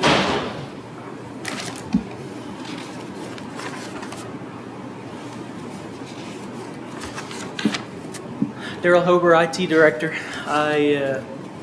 During my presentation before, the question was asked about the call recording feature in the proposed new phone system. Thank you very much. I've spoken with Nortex about that, and they say that it's pretty flexible. We can configure it all different kinds of ways.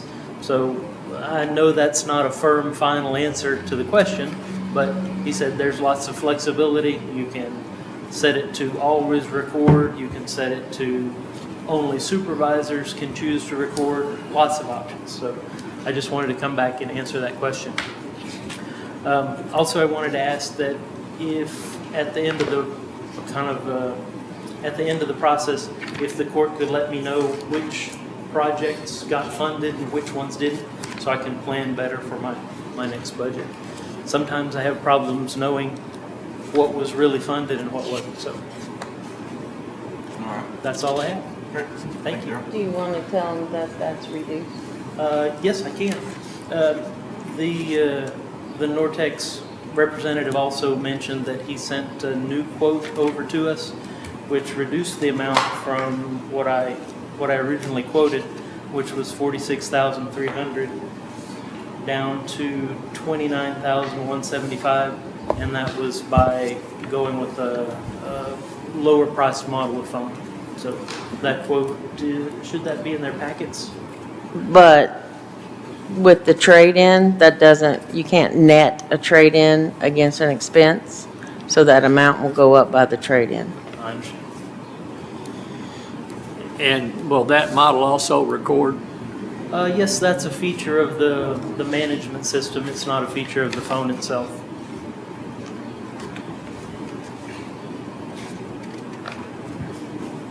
So where that one's 29, you gotta add the 98 trade-in amount? So that makes it almost 39. So almost 39,000 versus the 46,000? Yeah, but that trade-in was what, 12 or 14, so you would have to add that. The trade-in was 16,500. Yeah, so it would make that one above the 50. Gotcha. I'm not good at math, so I'm not gonna try and do those numbers in my head. But anyway, I just wanted to answer that question that was asked. Thank you. Thanks. And I did send this to them. Daryl, I did send, okay. Well, at this point, is anybody else here? Pam, did you want to say anything about your request or anything, or are you good? You're good. Okay. Elizabeth? Okay, you're good. Shelley, you want to say anything about yours? You're good. Any of the commissioners? At this point, while it's still fresh on our minds, do we want to go ahead and nail some of this down before we continue on? If you want to go ahead and vote on some things now. People need to understand when we vote, Yep. we're still voting on preliminary. We're Exactly. not voting on Yeah. final. It's preliminary until it becomes final, which is going to be, But August or September Yeah. sometime, yeah. but at least we're one step closer perhaps to that final budget. So with that, we heard, did you want to review Judge Johnson's, or are you thinking about his request? He's basically just saying, don't take that third person away from his court is essentially what he's saying. Is that, you all agree with that assessment? All right. With that in mind, do I hear a motion to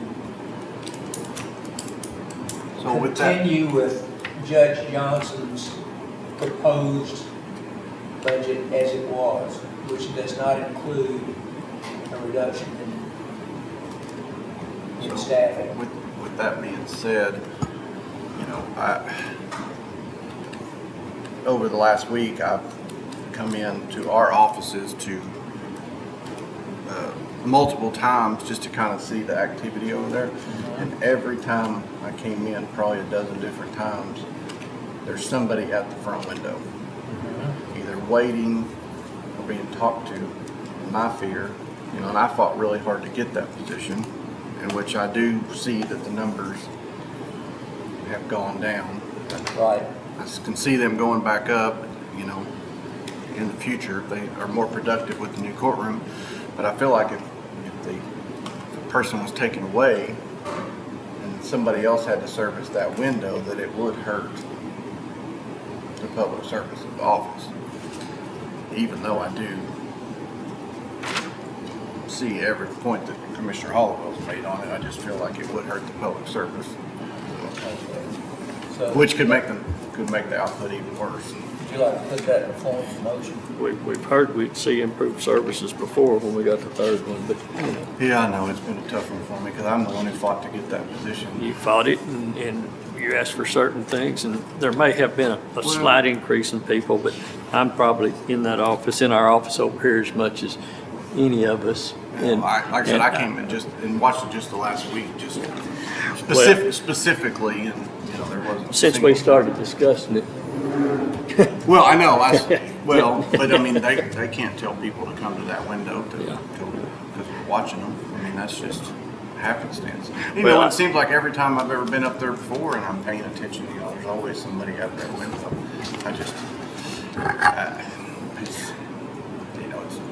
It's a tough one, but I make a motion we keep that office as it is. Just monitor it next year. See what the numbers do next year. I think that's a good idea, to just keep a monitor on it. So we have At a the end of the motion. day, it's about public service too. Right, exactly. And I think I agree with you wholeheartedly. We have a motion, Commissioner Snuggs, to leave the JP2 request as is and not reduce staffing by one. Is that Yeah. okay? I'll second. Second, Commissioner Sicking. All in favor? Aye. Any opposed? Okay. That I'm a nay. budget item. 4-1. Yeah, that budget item passes 4-1. Mr. Hollowell being the nay vote. Okay, then we heard from the sheriff. Anybody care to synopsize basically what? And I mean, yeah, he was just, saying for the raise was for the retention and everything, and there's a possible grant. I'd like to know more about that, and if we could. What salary did you base that on?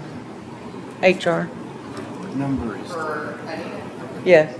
constable? the administrative assistant that's in the sheriff's office, which is the 47,750. That's Jackie's base. Correct. Shelley, real Are we quick, moving what her are to the that constable? base? What are the constable numbers? Their department numbers? 455 and 456. Okay, thank you.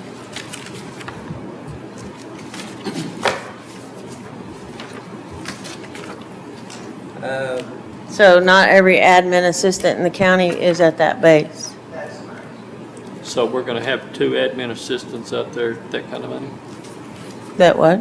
at 40 some?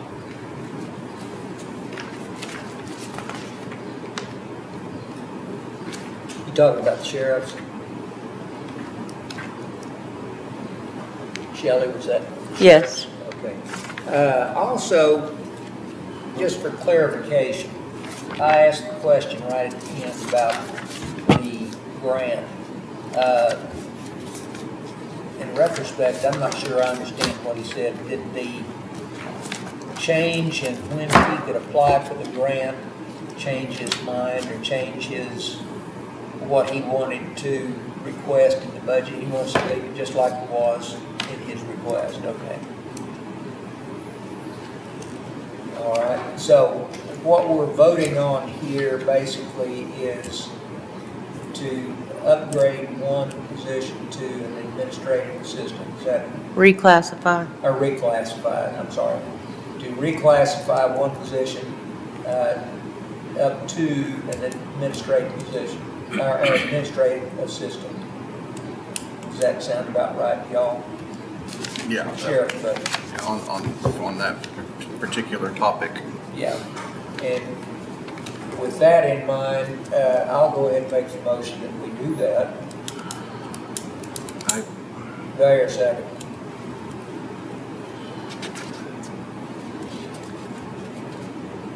Second.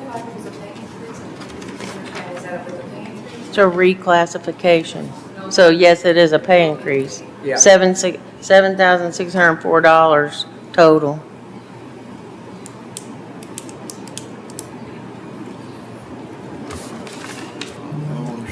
That's what I started to do the other day, then backed off of it. Okay, motion's out there. Is there a second? Second. Second, Commissioner Hollowell. All in favor? Aye. Any opposed? There are none. The sheriff's request to upgrade a position, to reclassify a position to administrative assistant passes 5-0. Okay, with that, I don't think he had any other requests in his budget that either. 6% raise for all of his law enforcement, but I'd like to hold that till the end. Yeah, that's the reason I asked that question there. I wasn't real sure. Yeah, I'm not ready with that. Forget he's getting the grant, but we don't know how that's gonna play out. I mean, Well, I think that's a really good question that you asked on that too. And that's why I asked the question at the end there. I'm not sure that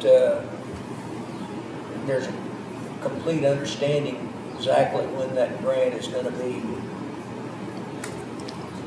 requested, and What I think else? Shelley's got a pretty good idea. Even the ones with the budget ending in October, January 1st, what I read out of it, you can apply. Right. Everybody will apply in January. So, Okay, the second part of his request then is no action. With that, then we heard from EMS Director Wes Reed. Does anybody like to synopsize what Wes requested? Take some copious notes on that one. Yeah, well, I think that's another, the vacation, changing the vacation time, that's a pretty big decision. I think I'd like to,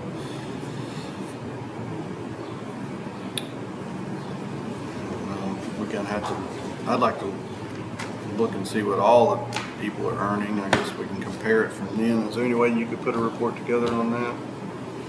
And then, so last year, Judge, since you weren't here, and Matt, we did, they were concerned about retention last year, and we had some things, and we kind of restructured some of the things inside of EMS for employee morale, and we did a step pay to help. They were having problems where, you know, the 2-year people were making as much money as the 10 and 12-year people, so we kind of stair-step the raises out to stagger experience and tenure. And I don't remember exactly what we did, but I think, you know, if you could put that together, maybe we could, if we're going to be back in the morning, we could look at it, or maybe the following week, or, you know, we could look at that and kind of see what we want to do from there. We kind of separated that out from the over across the board raise so that we could stagger them apart. So maybe we need to just come back and revisit EMS as a whole when we get just a little bit further into the process. Okay, are you talking about tomorrow, or are we gonna need some more time? Probably. Whether we meet tomorrow or not, we're still gonna need a little time after everybody gets back from that conference they're going to, you know. Whether I don't think we need a lot of time, but we might need an hour or so or two to really get the final tune on everything. So that was EMS. Is everybody good with that? Just kind of wait until we get a little more info. Then we heard from Daryl. And Daryl don't get anything. Nah. Now, as far as the phone system, you know, I've been thinking about that one. Of course, I'd love to see it. It comes down to a whole lot of ask. A lot of the other departments have come to me, probably 4 or 5 departments have come to me and specifically said, you know, we sure would like to see the phone system upgraded, which, you know, them wanting it doesn't mean we can afford it, but, you know, there is a lot of push for that throughout the departments. But anybody got any thoughts on the phone system at this point? Well, I would like to, maybe even you and I sit down with Daryl this next week while everybody's gone to the conference and talk about that a little bit more. Especially things like costs and things like that, Daryl. To me, Oh, go ahead. I was just gonna say, to me, I mean, I think it's something that, whether we do it, you know, this year or next year or 2 years from now, it's something that's gonna need to be done to get up with the times. And to me, it just comes down to whether or not, you know, that's another $30,000 we wanna put in the budget. You know, to me, it just comes down to dollars and cents on that one. Right. As much as we might want it, that might be something that has to skimp on some of the other decisions we've already made. I don't know. Any thoughts from the gallery on that one? No, I think, other than what I just said, I think I'd like for you and I and Daryl to get together and talk about that a little bit more, then bring that back another time. So why don't we, no action then, Daryl's request, and Daryl will get together with you this next week and remind me for sure about Monday or so if you haven't heard from him by then, and we'll set up a time. Okay, what other things in this here budget do we need to, there's all kinds of things that we might be able to discuss. We can just go down, I'll go down my list. Okay, I had the record keeping for Marcy. We already took care of that Monday in court. Right. My next one was the phone system. We're gonna revisit that. The next one I had down was from our budget hearings was the JP1 new position. I do feel like that position is warranted, but again, it's a big chunk of money. You know, see if we can afford it when it comes down to it, if we want to do that, or something we want to put off another year. I don't know. I think it's warranted as much as 100%. I think. giving somebody else a promotion or whatever. Right, yeah, I agree. I mean, it's 100% I warranted. mean, one way I look at it, is that a motion? I'll go ahead and make the motion that we go ahead and give JP1 the additional clerk that he has requested in his 24 budget. Do I hear a second? I'll second that. Second, Commissioner Arndt. All in favor? Aye. Any opposed? There are none. You're doing great here. Keep going. I'll come back to that one. Come back to that one. District clerk. Or she put in there for a 5% pay increase for her employees. That'll come down to, That'll come down to the end. then her cell phone.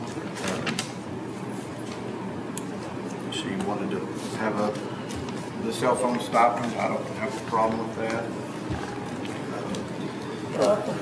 I don't, let me ask a question at this point. I guess, and Elizabeth, you can probably answer this maybe, or Shelley, either one.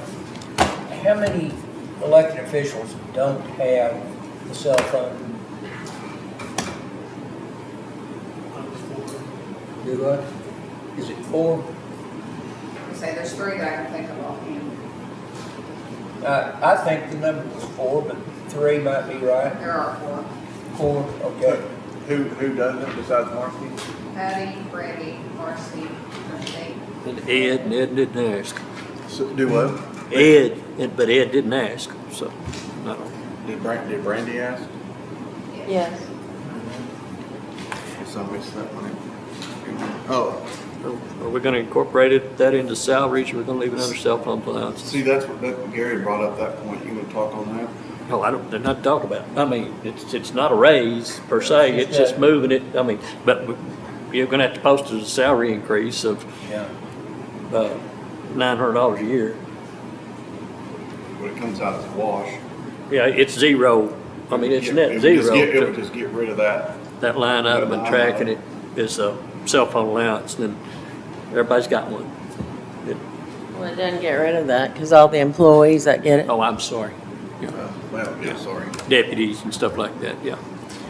So, do you see a problem with that? I'd Shelley? almost rather leave it as a cell phone allowance so that it's not looked at as we're giving ourselves a raise. Okay, fine, enough said. You know, it's like I said, it's a wash, but you know, So, perception of things, it looks like a raise. sounds like stays in cell phone allowance.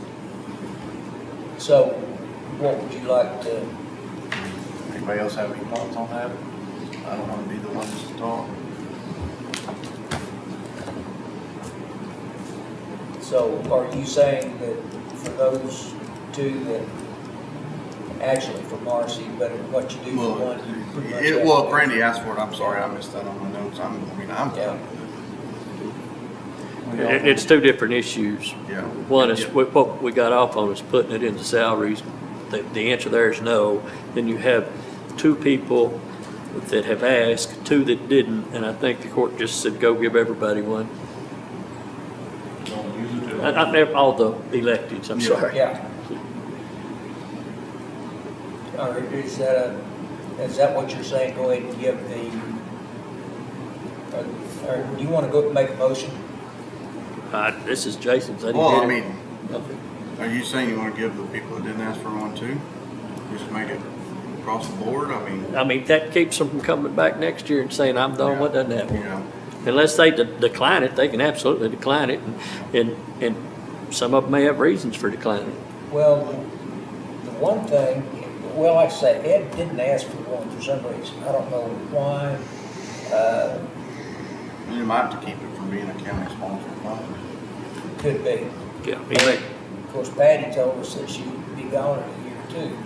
Right. So whether or not that makes any difference or not, I would almost see the two that asked, yes, and this budget, not the two that didn't ask. And I'm fine with that too. What do y'all think? There's still time if they want to Maybe come after ask. asking that. Sure. Okay, well, So there's really no action there other than on Brandy's budget and Marcy's incorporated. incorporate Right. cell phones. I mean, I'll make that motion if you wanted as a motion, that we add a cell phone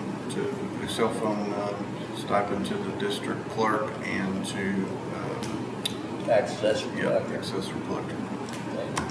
Motion, Commissioner Snuggs, Second. second, Commissioner Arn. All in favor? Any opposed? There are none.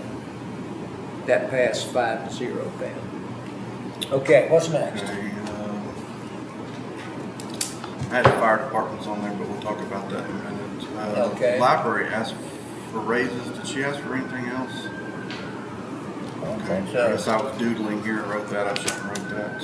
She asked for I 5% raises.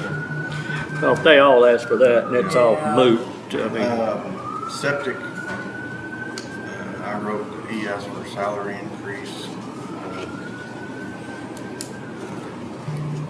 Did y'all catch that in there? Yes. What- That, you didn't put that one in the budget, did you? Okay. I think that position needs looking at, monitoring. I put the 41, the increase in the part-time money. Say that again. I put the 41,000 that she requested in the part-time money. That who requested? The library?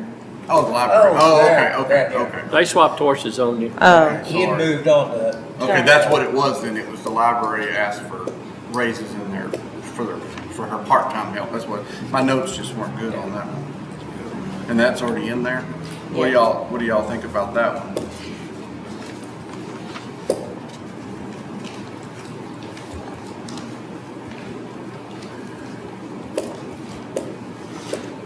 Any thoughts from the gallery on that one? yeah, I'd like to bring that back.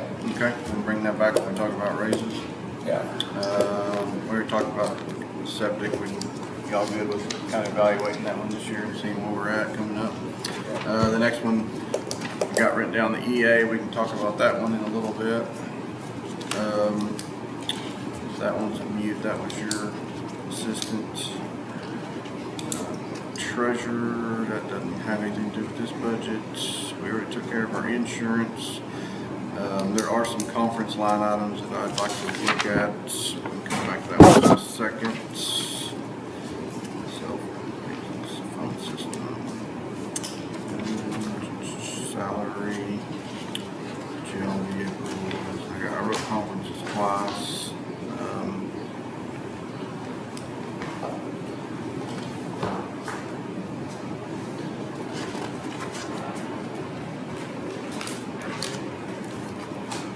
We already made a decision on the court reporter in the district judge's office. We have not, have we? I know it's in there. I think that, that was probably a good ask because she's struggling to get the off-duty. Huh? Okay. That answers that. Thank you, Thank- Patty. thank you. Appreciate it. The court reporter, she said that she's having problems getting the fill-in reporters. How do y'all feel about that salary? It was a pretty large increase. Did you already put that in there? yes. Okay. Yeah, I saw that one in here. We got to keep in mind, it's all put in there, but Yeah, just because it's in there, you're That's right. reducing, you're I agree. reducing Yeah. that fund balance, so. For now, it's in there. And I'm not talking about that specific number, No, yeah. I'm just talking about in general.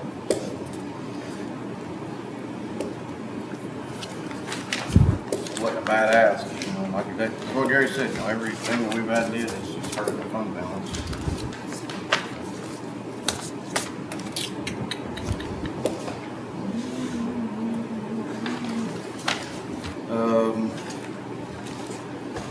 Hit that one when we were talking raises.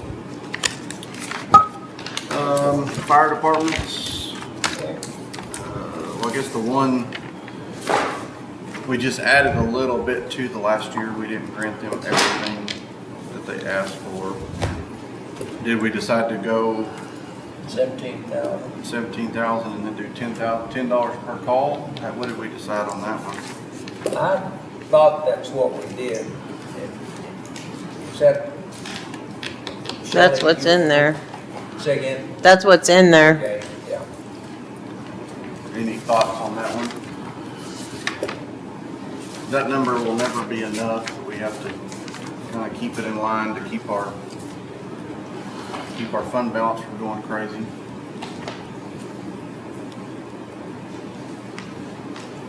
Any thoughts? What do you think about that, Adam? I know they're struggling. I mean, it's tough. Equipment's more, fuel's more, insurance is more. I mean, we're running into the same stuff they are. You got a little what you get, a little, I mean, you don't have it, it's hard to give. You know, That's what it boils down to, you know. Like I said, it'll never be enough. It's just a matter of trying to help with what we can. Well, with that being said, we can talk about Gainesville Fire. So Gainesville Fire asked this year only because they were received an email to ask. They had never asked before, but they said, if we don't ask, we don't receive. So I called a meeting with Chief Twiner and Judge Roan, and then we invited City Manager Barry Sullivan, and Jason James showed up as well. And, you know, with that deal, it comes back to our interlocal agreement. And throughout the past of our City of Gainesville interlocal agreement, there's never been a share of exchange of funds or cash in between the city and the county. It's always come out in the wash based on services and, you know, helping each other out. But Barry had mentioned that he thought maybe we were looking to change that interlocal agreement whenever we asked for the funds to repair the monopole tower. So it kind of opened up a little bit of a can of worms there, which we're not using. We're not using the tower, and they're only using it. I understand that, but then you know, they said, well, y'all still own the tower. I don't know. It just kind of it set some conversations in motion, precedences that haven't ever been an issue because there's never been any money Well, I think exchanged. they approached us on that, didn't Say that again. they? They approached us on that, didn't they? On the monopole? I mean, we actually kind of discussed possibly taking it down at one point. You know, which way would be I better. thought it started out with who was going to replace light and make repairs on the tower. I can't remember exactly how it all went down. Do you remember, Gary? We didn't have a need for it. Right. And, Right. you know, And we thought, well. and they said, hey, we have a Gainesville had need, so if you want to make it operational, keep it operational, Right. you use it. Yeah, right. Yeah. We didn't strong arm anything. Well, no, 100%. I knew it And wasn't. they know that. I knew I it mean, wasn't that. yeah, And he but- didn't accuse us of Yeah, that. It was yeah, just, no, I know, Barry, I'm not, like I said. And I don't see how an agreement for that overrides the interlocal. I- That is I can that's see that a too. There's so much lease bigger. agreement or a, Yeah. And that makes sense. So I just wanted to bring it to y'all's attention, the conversation that was had, you know, Are they good with this year not doing it? with not doing the fire. Yeah. I mean, I mean, y'all have explained to them the situation, I'm guessing, and like I said. yeah. I mean, And of course, and they spread it out over 10 years, which means now it's an additional paperwork. Instead of just paying it up front, $15,000, we basically, I guess, what do, Shelley, send them an invoice and then they pay us, or they just send you a check once a year, or? The treasurer's office is in charge of invoicing. So we didn't set it up where they pay the whole thing all at once. They're just paying it No. out over like a lease term. It's like $150,000. Yeah, that's what, and it doesn't, you know, when we're looking at tower leases that people have been saying to us that are, you know, $1,500, $2,000 a month, I understand. It's just, like I said, that, I'm just relaying what was said at the meeting. And I can tell you, because we're talking about fire department stuff, I've got a tower in place, $600 a month, which is where we was whenever we were out by the state school. Oh, So- the pager system. For the pager system. So, Which, let me step aside just for a second here. Since I heard yesterday about possibly tower out around Mountain Springs, that was a 600-foot tower that Todd was looking at perhaps yesterday. who was looking at? Todd, the man that gave us the Was it presentation. Trot, or was it, or is he talking about Wes? I don't know. What, We heard from, we heard from Wes and Riley, yeah, Riley and, Wes, and then Tom Murphy from the first time, the second guy, different guy, second time in Trot, wasn't it?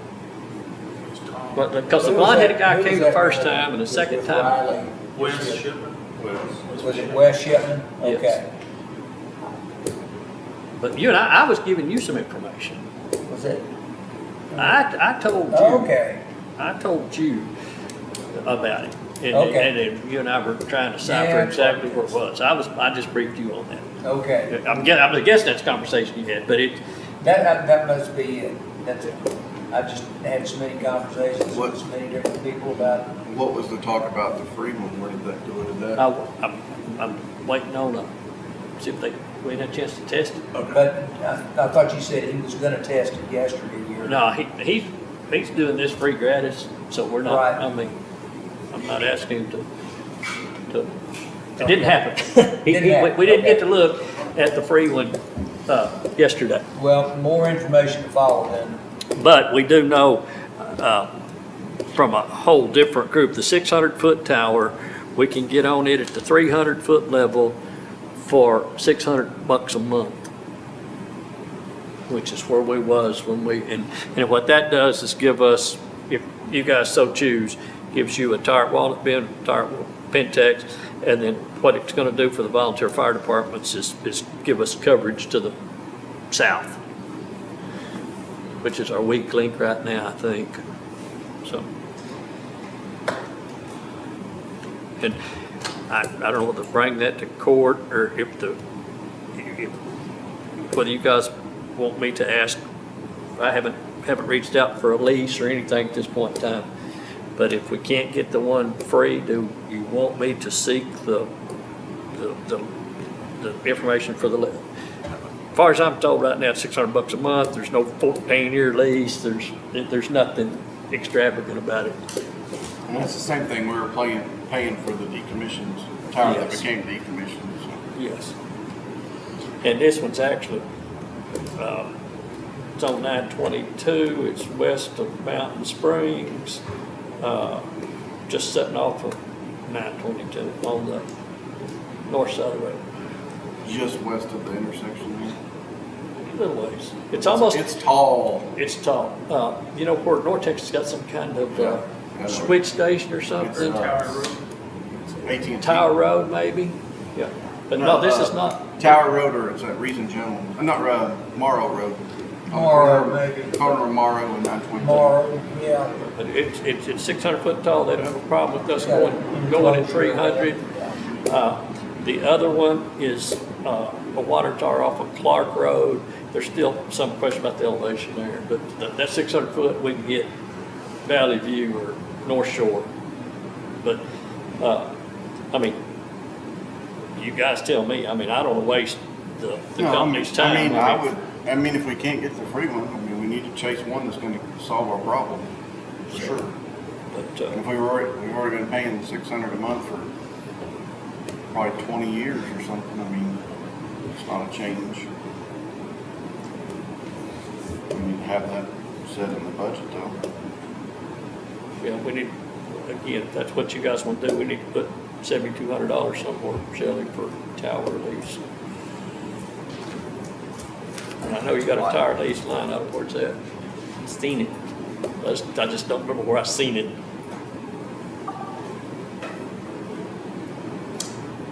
Okay, you gonna stay on top of that one? Yeah, I'll find out something, but just for sake of time, you know, if you guys say, hey, if we can get the free one, take it. If we don't, take the 600.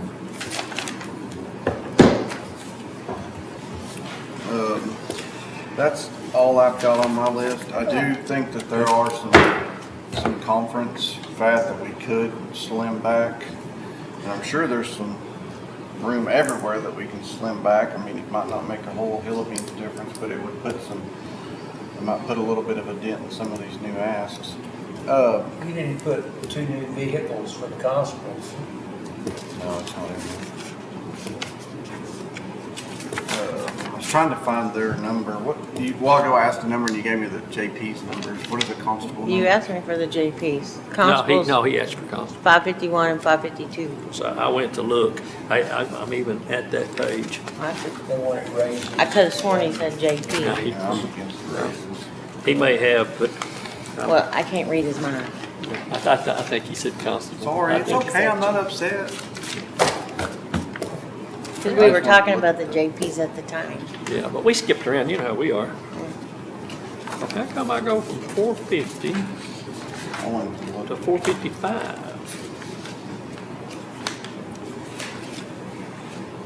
We've had more issues this year with keeping up with numbers. Too many copies. So Allison just sent a message on that sheriff's deal. On this, sir? Yeah. Yeah. So if we're paying minimum, there's no separate grant supplement. If the county certifies that it's paying the minimum salaries, it will receive the grant. Otherwise, it will not be eligible.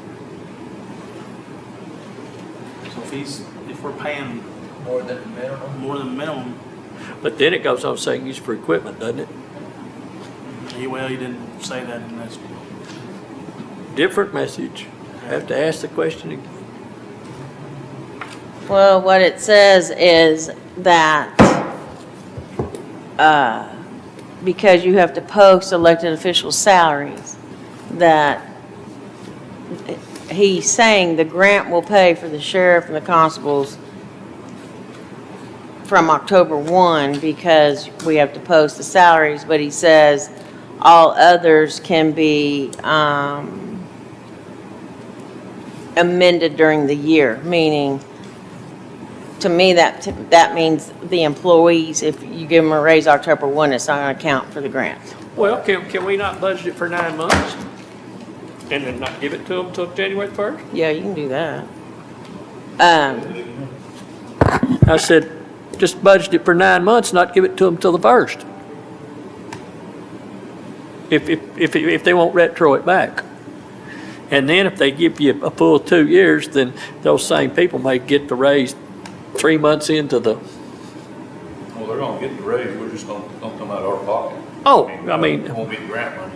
But Allison is saying that the county employees can be amended later, but because the elected official salaries have to be posted, and once you post them, that's all they can make for the year. You can't up the salary in the middle of the year for an elected official. That the grant will pay for the sheriff and the constables if the constables meet the requirements.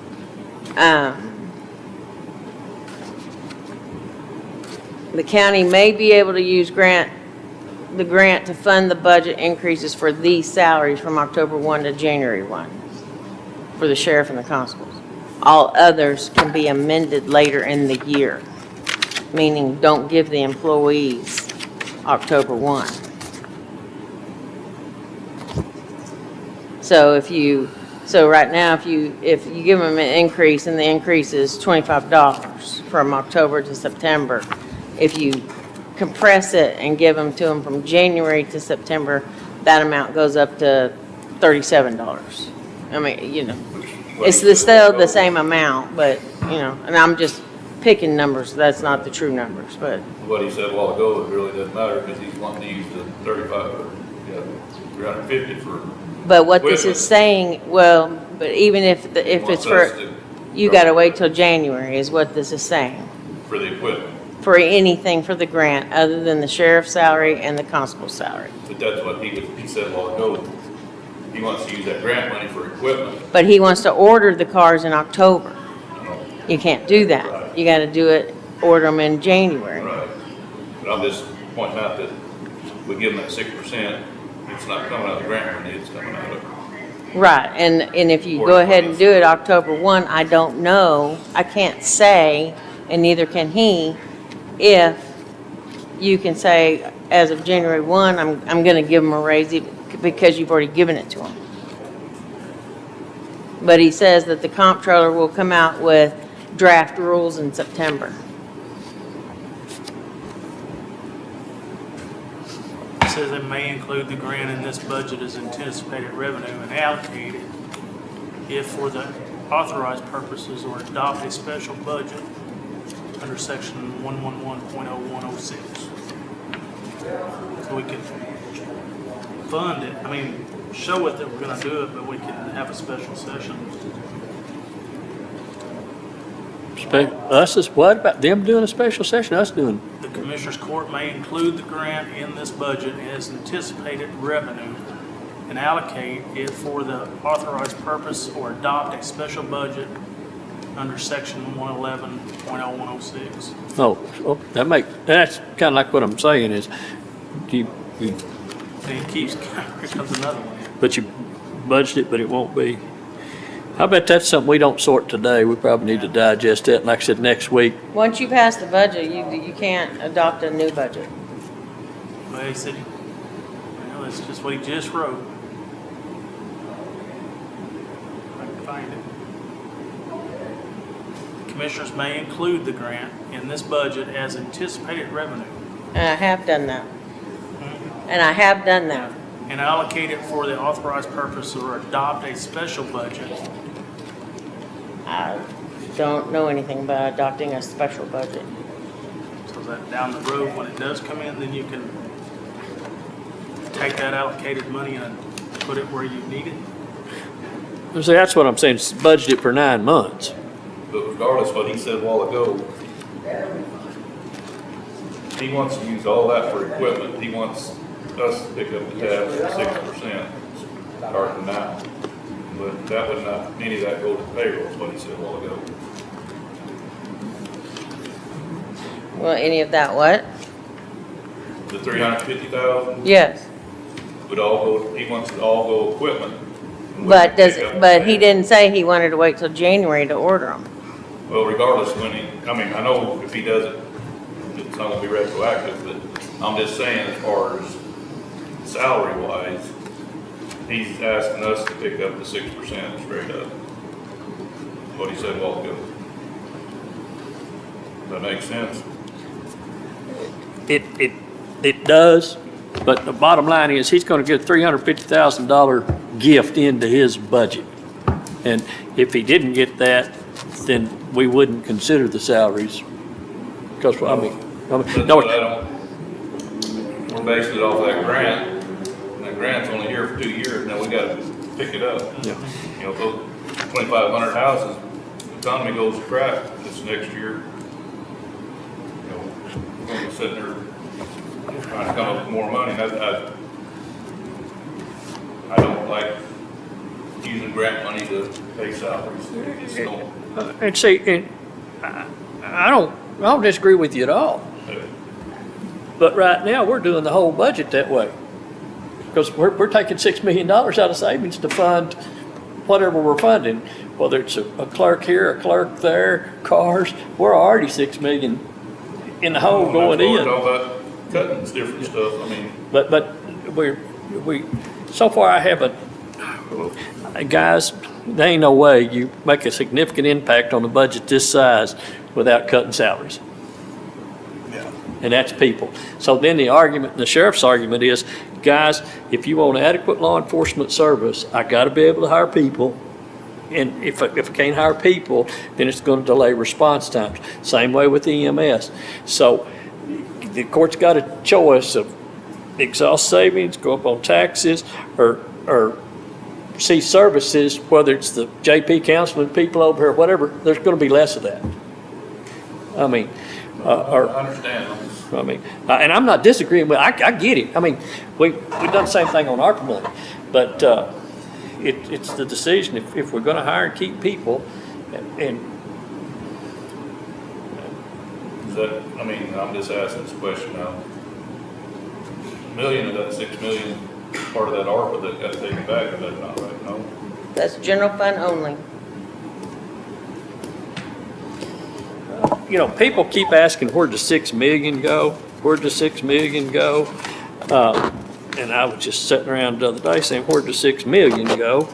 And Shelley may tell me I'm wrong, but library renovation, annex renovation, parking lot, AC failures, DA vehicle, emergency management vehicle, insurance premiums increase, software updates, SSI, ambulances, patrol cars, salary increases, purchase of the properties.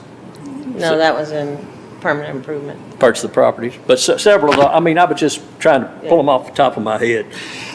And all these, somebody shows up and say, hey, I need 4 air conditioners on top of the jail. Poof, we do 4 air conditioners on top of the jail. It wasn't budgeted. Those would be permanent improvement. But I mean, I use that as an example because we sit here nearly every court and give away 50 or 60 or 70. That sounds bad.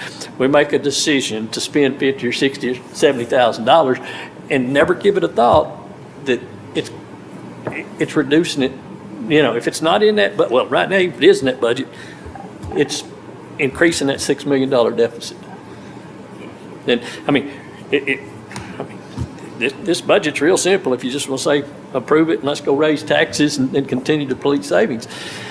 I know y'all think I'm a pain, but I mean, I understand. I mean, you know, we think a $150,000 decision on records preservation is nothing, and an extension of a contract. Well, I shouldn't say nothing, but no, I understand, but that's also over 3 years. So, No. I mean, it's still 58 a year, but it's over 3 years. But all right, here's what I think maybe the thought process is. We're going to see so much growth in the county that we can spend this money and not worry about it, okay? Well, we know this year, we've said it before, even though there's $160 million built out in Cooke County, it's going to generate $300,000. For general fund only. Yeah, we're talking general fund only, but we're spending $6 million out of general fund, right? I'm talking the same fund. Only this year, if you look at our number, it's $7 million, well, nearly 8, 7.9 million. So,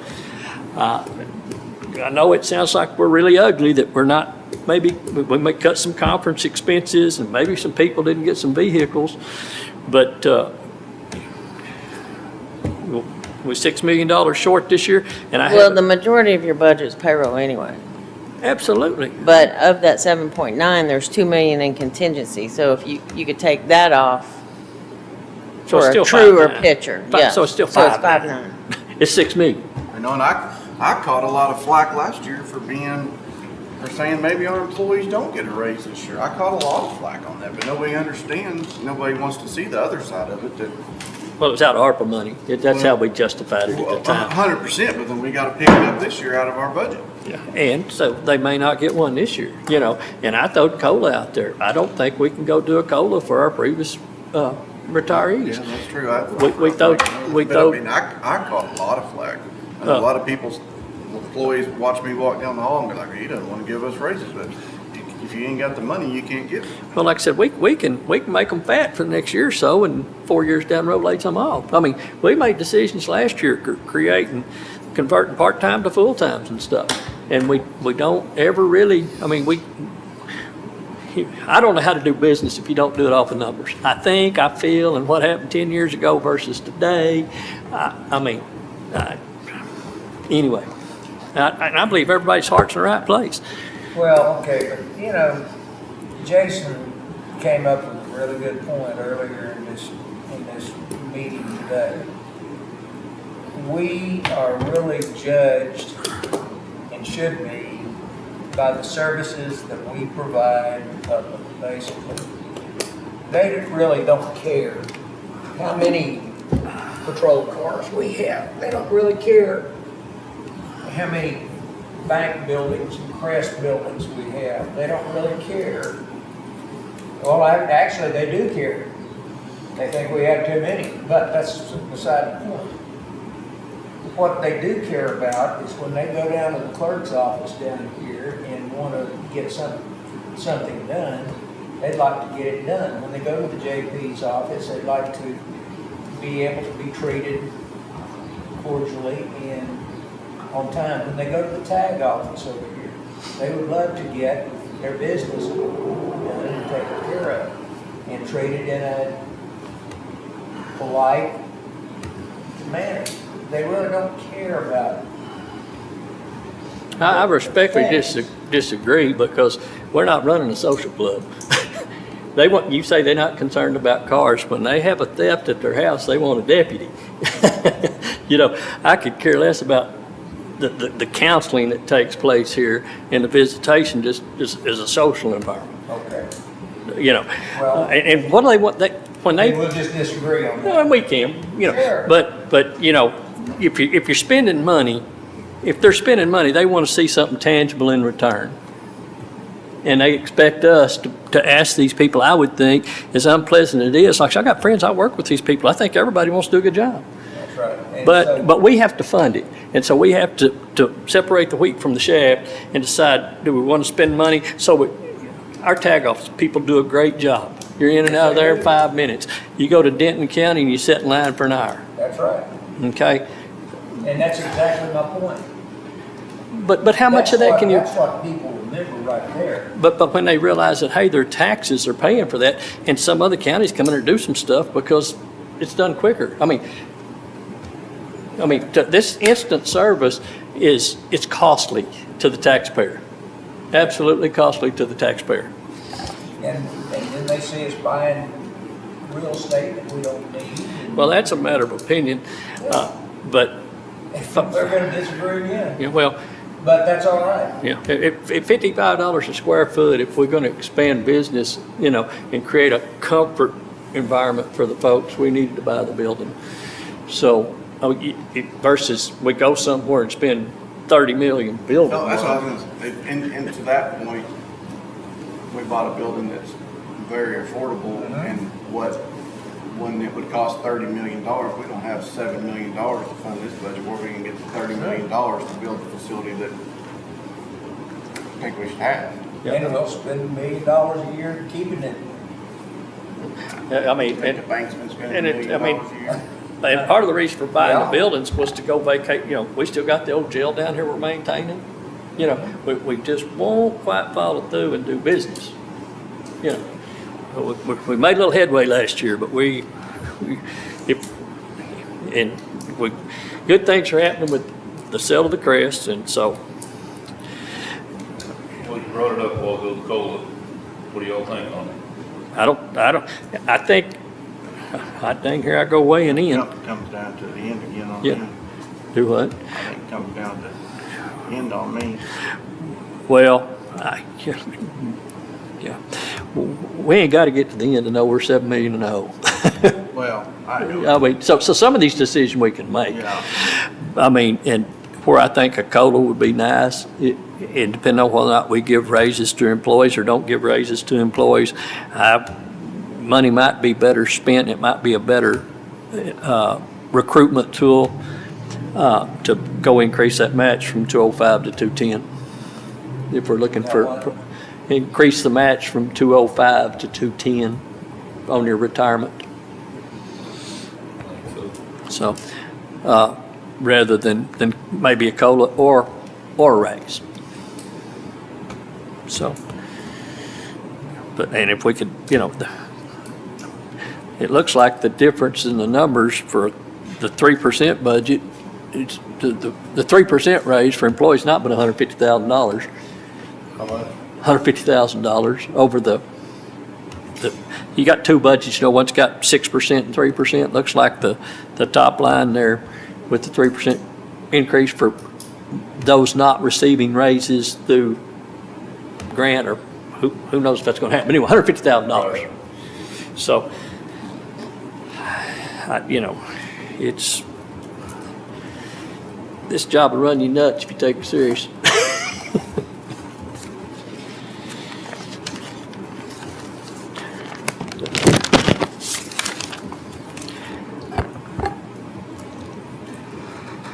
Where we headed, bud?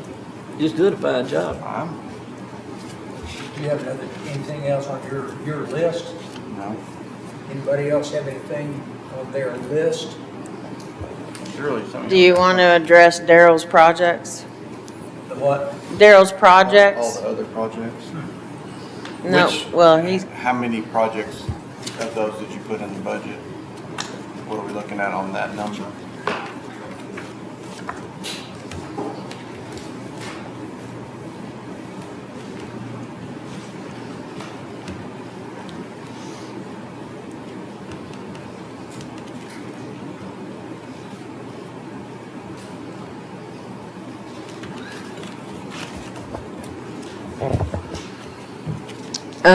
the cameras and recorder at EMS Station 1.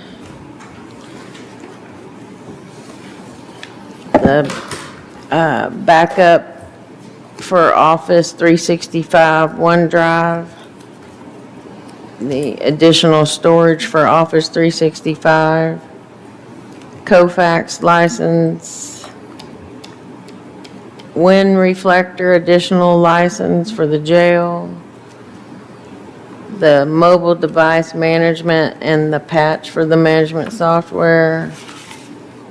The media clone super wiper to wipe old computers. And the courthouse digital signs. Are all in? Yes. So the phone system's not in, and anything he wanted to do at the bank building is not in. That was Daryl handed us a printout on that, correct? You did hand us a printout on that, correct? I emailed it to you. Email. You want to talk to that, Daryl? Well, we sort of talked to him. I know you already have, but would you like to?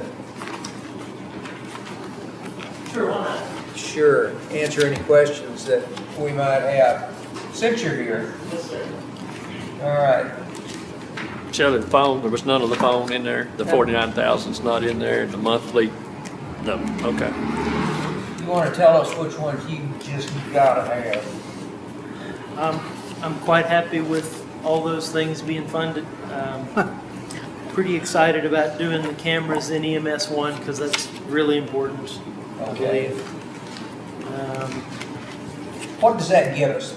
Just curiosity. Basically, cameras in the EMS1. security indoors and outdoors at the EMS 1 station. The camera system we have is 10 years old now, and I would like to just get that replaced before failure. Pretty much my IT philosophy is replace it before it fails. And I know sometimes that costs money that we might not have had to spend this year, but I think it's a good way to operate because when something fails, we scramble to replace it, and we pretty much always spend more money, I think, than if we had replaced it at a time. At what cost? Is The this, cost for that is $8,346. okay. That's replacing all the cameras and the recorder. And you think what we have probably won't last another year? I don't think it will. I'm worried. Typically, we run those at the jail for maybe 5 or 6 years.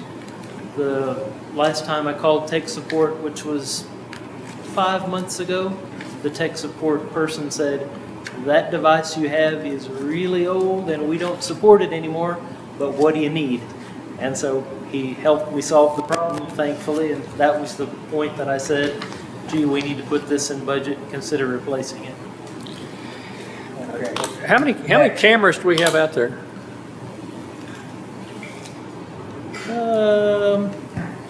At EMS or EMS. across? EMS, he's talking about $8,000. 9 or 10, 10. 9 or 10. Why is it so expensive?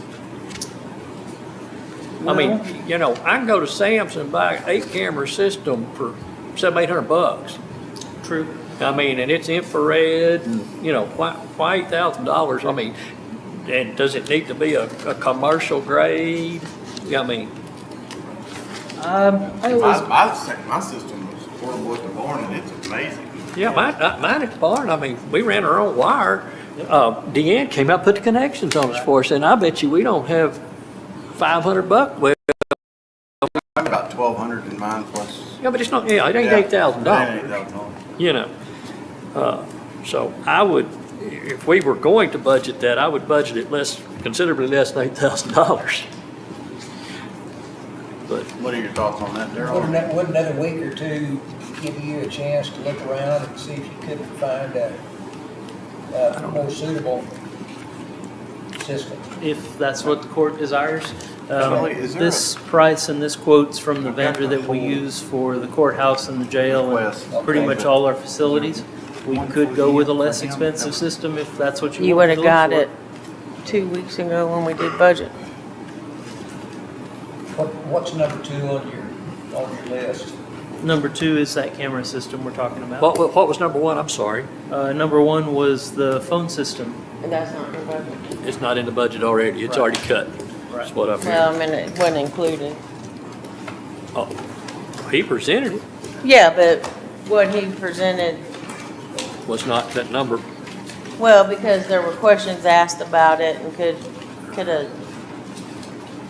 a less expensive alternative and the questions about what it does. Oh, So unless y'all want to add it, it's not in there right now. I mean, I reached out to Nortex and says, hot dang, man, they gotta be cheaper desktops than this, you know, and so. Yep. And our phone system is now 15 years old, so I think we do need to replace that. I'd encourage you to do it this year or next year or as soon as you can. Or next year, wait a minute. It's not funded right now, so, what do I have to lose by asking for it next year now? I like your I style. like that, You know, that's great. I just want you fellas to know what we're looking at for the future. Make sure we don't have any big problems if I can avoid it. Okay, very seriously, you said, or next year. Is that gonna hurt a whole lot if we don't get it in this budget? What do you- It's not You're gonna the hurt, expert here. it's not gonna hurt me because I know. if I can't receive calls about IT problems, man, You're so funny. sorry. Don't crash on it, it's not gonna hurt them. That's right. If it doesn't fail, Very it's gonna funny. be fine. If it does fail, it's gonna be a good week of no phone calls into the courthouse. I would say that's bad, but we cross So- that bridge so- when we get there.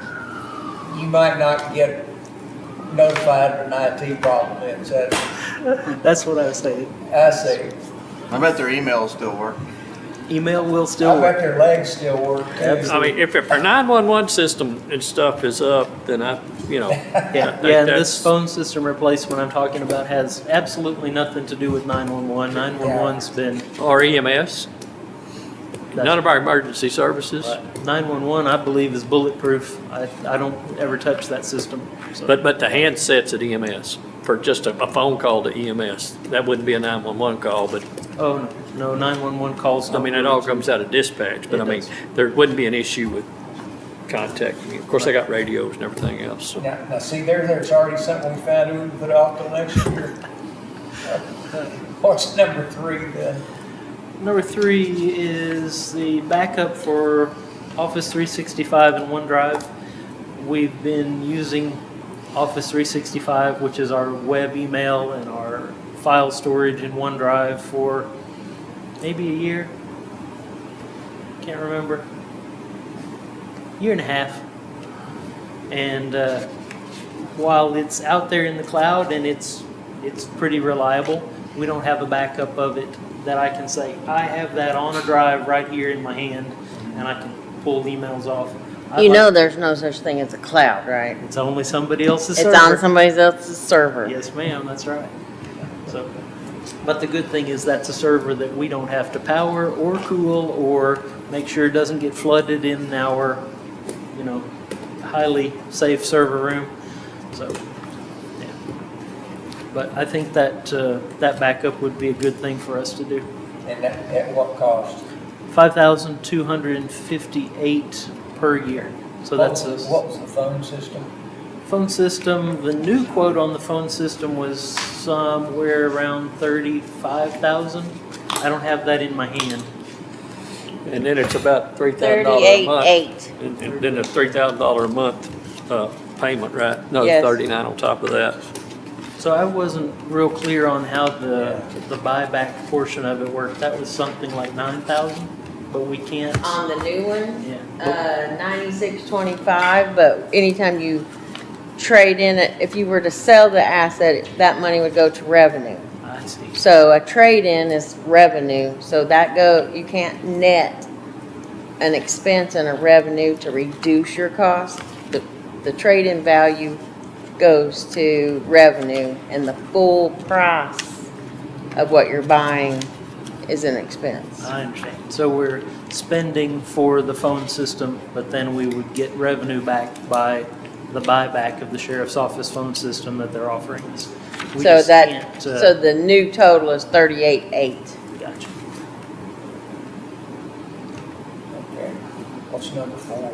Number 4 is additional storage for Office 365. As we're moving more and more people's documents and things off their computers into that cloud storage, I can see a trend coming up where we're going to eventually fill that up, and I'd like to get ahead of it and budget that money. Even if we don't have to spend it, let's have that so that we can be ready for when we get that filled up. So, and we may not spend it this year, but I sure would like to have that. That's only $2,400 per year. In case we get too close and we're going to get full, then we have to spend that money. It's only 2,400. And what Compared cost to is some this? of the projects I've requested, that's What cost is this? that's $2,400 per year. Okay. What's next? Isn't this fun? Oh, I can talk about IT all day. I love this Aren't you stuff. glad you came? Next item is licenses for Kofax. We have quite a number of these fast scanners that people use to scan into RVI and net data, but I guess the intermediate software that takes that scan and passes it over to net data, the one we're using is really old. The version we have is 12 years old, and it doesn't work very well with Windows 11. So what I'd like to do is get just a few licenses to test if the new license solves that problem. Currently what we're doing is pretty much every time we get a Windows update, we have to go to a bunch of computers, or at least remote controlled a bunch of computers, and reinstall this 12-year-old Kofax. So it's causing a lot of trouble, and the users are frustrated because they can't scan and they don't know why until IT appears and we fix it again. So I'd like to test out if this will solve that problem, and if it does, we'll be coming back next year to talk about licenses for all of those high-powered scanners, but we'll see if that solves it or not. If it doesn't, no reason to spend the money, which is why I didn't ask for licenses for every scanner that we have. We just want to test it out, see if that solves it or not. That's at cost of $3,000. That's 3 licenses at $1,000 each. That Kofax software is unfortunately quite expensive. But we have to have it, or else we can't scan, or else we just keep reinstalling the really old one. So. What's next? Next is additional licenses for WinFlector. WinFlector is the software that lets people who aren't inside the Justice Center access the new Justice Center record keeping system. So people in the courthouse, people in adult probation use it. Right now we only have 10 concurrent users, so 10 people outside the Justice Center can be on it at once. And I foresee more people wanting to use that, or they will log into it and then go to lunch, and they're tying up one of those licenses. I'd like to spend $499 to get 10 more licenses, to expand how many people can be on that at once. It's critical, for certain, it's critical for adult probation to do their work. I know that other places in the courthouse access it, but I don't know at what level they access it. If they look into it once or twice a day, that's not clear to me yet. But I think we need to have some more spots. Can we put some guidance out there for them not to log on and go to lunch? Pretty much, when we were going around to install it, I explained this. Hey, we only have 10 spots. Please don't camp out on this all day. So, yeah, we've said that. Maybe we need to reiterate that by email. It sure wouldn't hurt. I mean, it's that or spend more money and buy 10 more, and then those 10 keep it tied up, and you hadn't really accomplished anything. You have a point. So, I will spread that word around again and just remind people, please don't camp out on Winflector. What's next? Next item, number 7 and number 9 go together, mobile device management and patch management. So Microsoft puts out at least twice a month, often more, updates for Windows, which will hopefully fix problems with people's computers, increase security, stuff like that. The problem we've been having is the user can choose when they want to reboot the computer to let those happen, and that means that updates are not getting done. People aren't rebooting their computers. Maybe they let that computer sit as it is for 2 weeks and don't reboot it, so we get no updates. This software will politely encourage that reboot to happen, hopefully at a small hour in the morning, and so then we get those updates done and there's no concern about did we update, did we not. So that's pretty important. Also, mobile device management lets us put a little agent on laptops so that if that laptop's lost or stolen, we can send a command and erase that, because hey, we may never get it back. We don't know what was on it. The user knows what was on it, but I don't know what was on it. So we need to be able to do that, especially for the law enforcement laptops. And that's at a cost of roughly $2,800 a year. That's a subscription also. Like I said, I'm not good with math. But that goes with the other, is that 10, that goes with 7? That was number 7 and number 9 on my 7 grid and 9, list of okay. projects. So they're kind of dependent on. Yes, Okay. I didn't know until after I had turned this in that both of those options come together in the same piece of software. Because when I was requesting the quote from the vendor, I said, I want this thing and I want this thing. And then I turned in the paperwork, and then they said, you know that that's part of the same package, right? Gotcha. Well, no, I did not understand that. The Media Clone Super Wiper. What we do when we retire a computer, like really retire it, it's at the end of its life and it's going to go away. So we pull that hard drive out and we erase that data on there, so there's no chance anybody could ever read that data. We've been having trouble doing that with some of the newer computers, so we're hoping to get this device that will cover old computers, new computers, whatever we need. We want to make sure that before any hardware leaves here, all the data gets erased from it, especially if it's law enforcement stuff. Is that not just a souped-up electromagnet? No, actually, it's a device that you connect the drive to, and it writes zeros over and over and over and over on the drive. Can you not use electromagnet anymore? Not really, especially if it's the newer style of hard drive that's just essentially a flash drive. It's not magnetic like the old, 5 1/4 floppy drives we used to use. It's a different technology. For years and years, we degassed them with electromagnets for military classified stuff. Yeah, So not so much that anymore. won't, it's a different medium. The older drives that we have that we're still retiring, we could do that. I haven't had good luck trying that. I tried that a number of years ago on just some data tapes, and it didn't erase them. Maybe it wasn't a strong enough magnet. That's what I'm wondering, do we need a bigger magnet? Maybe we need a bigger magnet.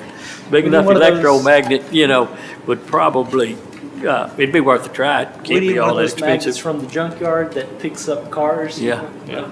I don't have access to one of those. So, that was number 8 on the list. Skipping down to 14 digital signs for the courthouse.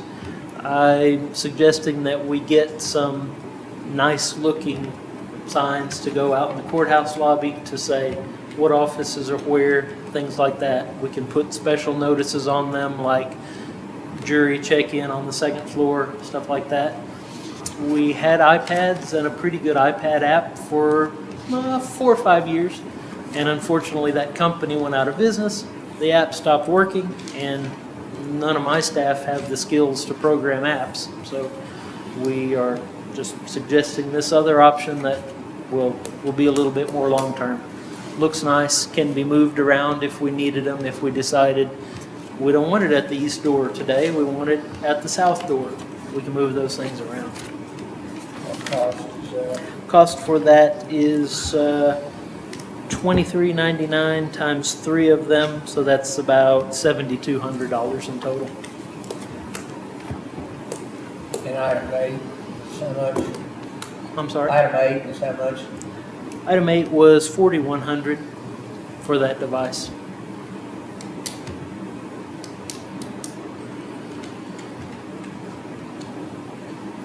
So if we got a big hammer and a grease pencil, we would say $12,000.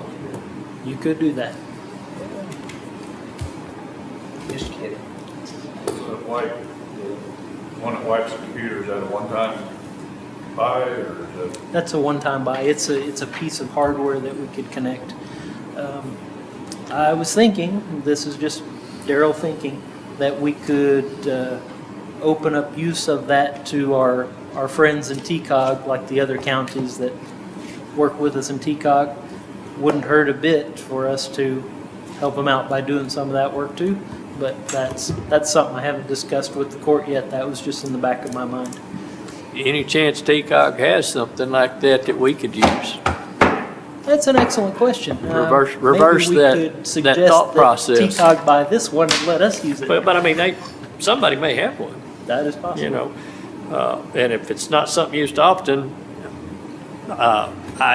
GISD may have one, Gainesville may have one. Yep. Don't know.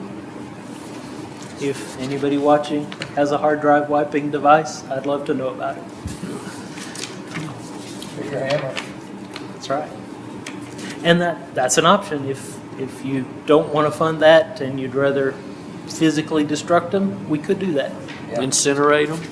We could.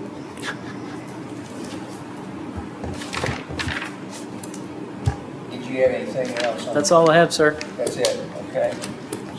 4 o'clock, Judge. I have to correct myself. I did include the new phones in his budget at the 46,300. So if you drop it down to the new amount of 38,800 and add in the EMS cameras, his 570 line would drop to 47,146. But I didn't add in the phone service. The new monthly phone service would add 38,100 to non-departmental telephones. Do we already pay a phone service? You do. It would be the difference, wouldn't it? I think we pay for a phone service now. According to what our Nortex rep told me, we'd pay about $1,700 a month, but I'm not sure if that includes everything. See, I think it's about 1,700 was going to about 3,000. Yeah, I absolutely believe we do, but I'll have to double check that. Because it would just be on the courthouse, right? No, it's for everything. So Oh, for replacing all of them? replacing all the phones in all the county buildings, Okay. with the exception of road and bridge barns. That's not part of the kind of the downtown and Justice Center network. So, like I said, I'm not 100% certain that that's the right figure. I would defer to you. Well, I had, Gabriella put something together when we talked about it the first time. And that, I should have said this too, that also doesn't cover the EMS substations because they have their own internet and phone service that's not part of the big network. But it would cover EMS 1. So if it covers everybody, we currently pay 22 a month for phone, $6,625.84 for internet, and $351.14 for cable. So monthly we pay $87.95.20 for all the phones and internet and cable. So this would be strictly just phone? It's just phones. So it sounds like about a $1,200 increase in phone service costs. But if we're using an app, okay, never mind. You have a comment? No, I was, No. oh, I said it's 4 o'clock. I know. Well, I got one while you're up there. Yes, sir. So you had, last year you had 5,000 in conference, and so far you spent 2,900 and you've got 5,500 in the next year. Are there any conferences that y'all are required to go to? Continuing ed hours. Continuing ed hours or anything? No, there aren't. Typically, what we're doing is each of the 3 full-time employees goes to a conference a year. That's the only training we get. We don't do off-site training classes or anything like that. So, and unfortunately, hotel rooms are going up and up and up. So I added a little bit to that budget line. Can you get that online? Go into a conference? No, Can you get there? No, you can't stay in a hotel online. no, unfortunately not. The challenge. So, No, and but some- you can't get, I realize hands-on's good on some of your stuff. You gotta reach out and touch it. Yeah, some of those venues, they're nice venues, but I wish they would pick a little less expensive place. I attended the Technology Conference, and they had it at Kalahari Resort in, Round Rock, which is fantastic and wonderful. And you brought me back surprises. I did. And so that was a great conference, and I met lots of great people, but if that was at a little less expensive venue, that would have been better for our budgets. So, anyway, So that would add, Thank you very much. 16,282 to the telephone line and non-departmental. Too late. $16,282. It adds it to the telephone line? Because we currently pay $18.18 and it increases it to $31.75 That's the monthly. monthly. If you go voice over IP, we don't have a monthly bill though, right? we do have a monthly bill for each line for management. So we're paying for that phone service, even though it's not paying for wire anymore. Now it's paying for The cloud. You're paying for Paying software, for a cloud. software and all the features, and it's still about $80,000. Extra. We get a lot of new features out of it that we don't have right now, but my goal with this wasn't give us new features, it's protect us from having a hardware failure on a 15-year-old phone switch. So, but And guys, we might want to talk about this on air conditioners. You know, we're replacing 4 a year, which sounds like a good plan. And I'm out of IT. I'm in. thank you very Well, much. before we do that, you want to go ahead and make a decision on Oh. IT right now? Guys, in all honesty, I've been sitting here. I've somehow lost his information, and I wasn't. You may be able to follow all those numbers he was Well- giving you and relate to it. And I couldn't. It was sent to y'all for the budget meetings 2 weeks ago or. Was it in an email's the reason I don't have his Yeah. hard copy? Yeah. But I mean, Your computer didn't work? oh no, it ain't it's me. My computer's fine. Trust me. I would look for it under Daryl, I'll look for it. either Melissa or Pam? Her email, I mean. You sent it through Melissa's email? Chesley's or Melissa's? What you get, I think? With, What I'm saying, no, when we had our budget meetings and all these were, Chelsea did that? Adam, y'all don't say that. Maybe Chelsea. Maybe Chelsea? I don't There's think she, Chelsea. I don't think she was able to tab them or whatever. Do we? Oh, she did? Okay. Probably under budget. You didn't send it to us, Darren? No. Which It would have come for whoever was coming for that day. Chelsea sent out all this. Your wish list, you had a list of items. my box of. Yes, Yeah. yeah, that's what I I thought that would be in your packet for that day.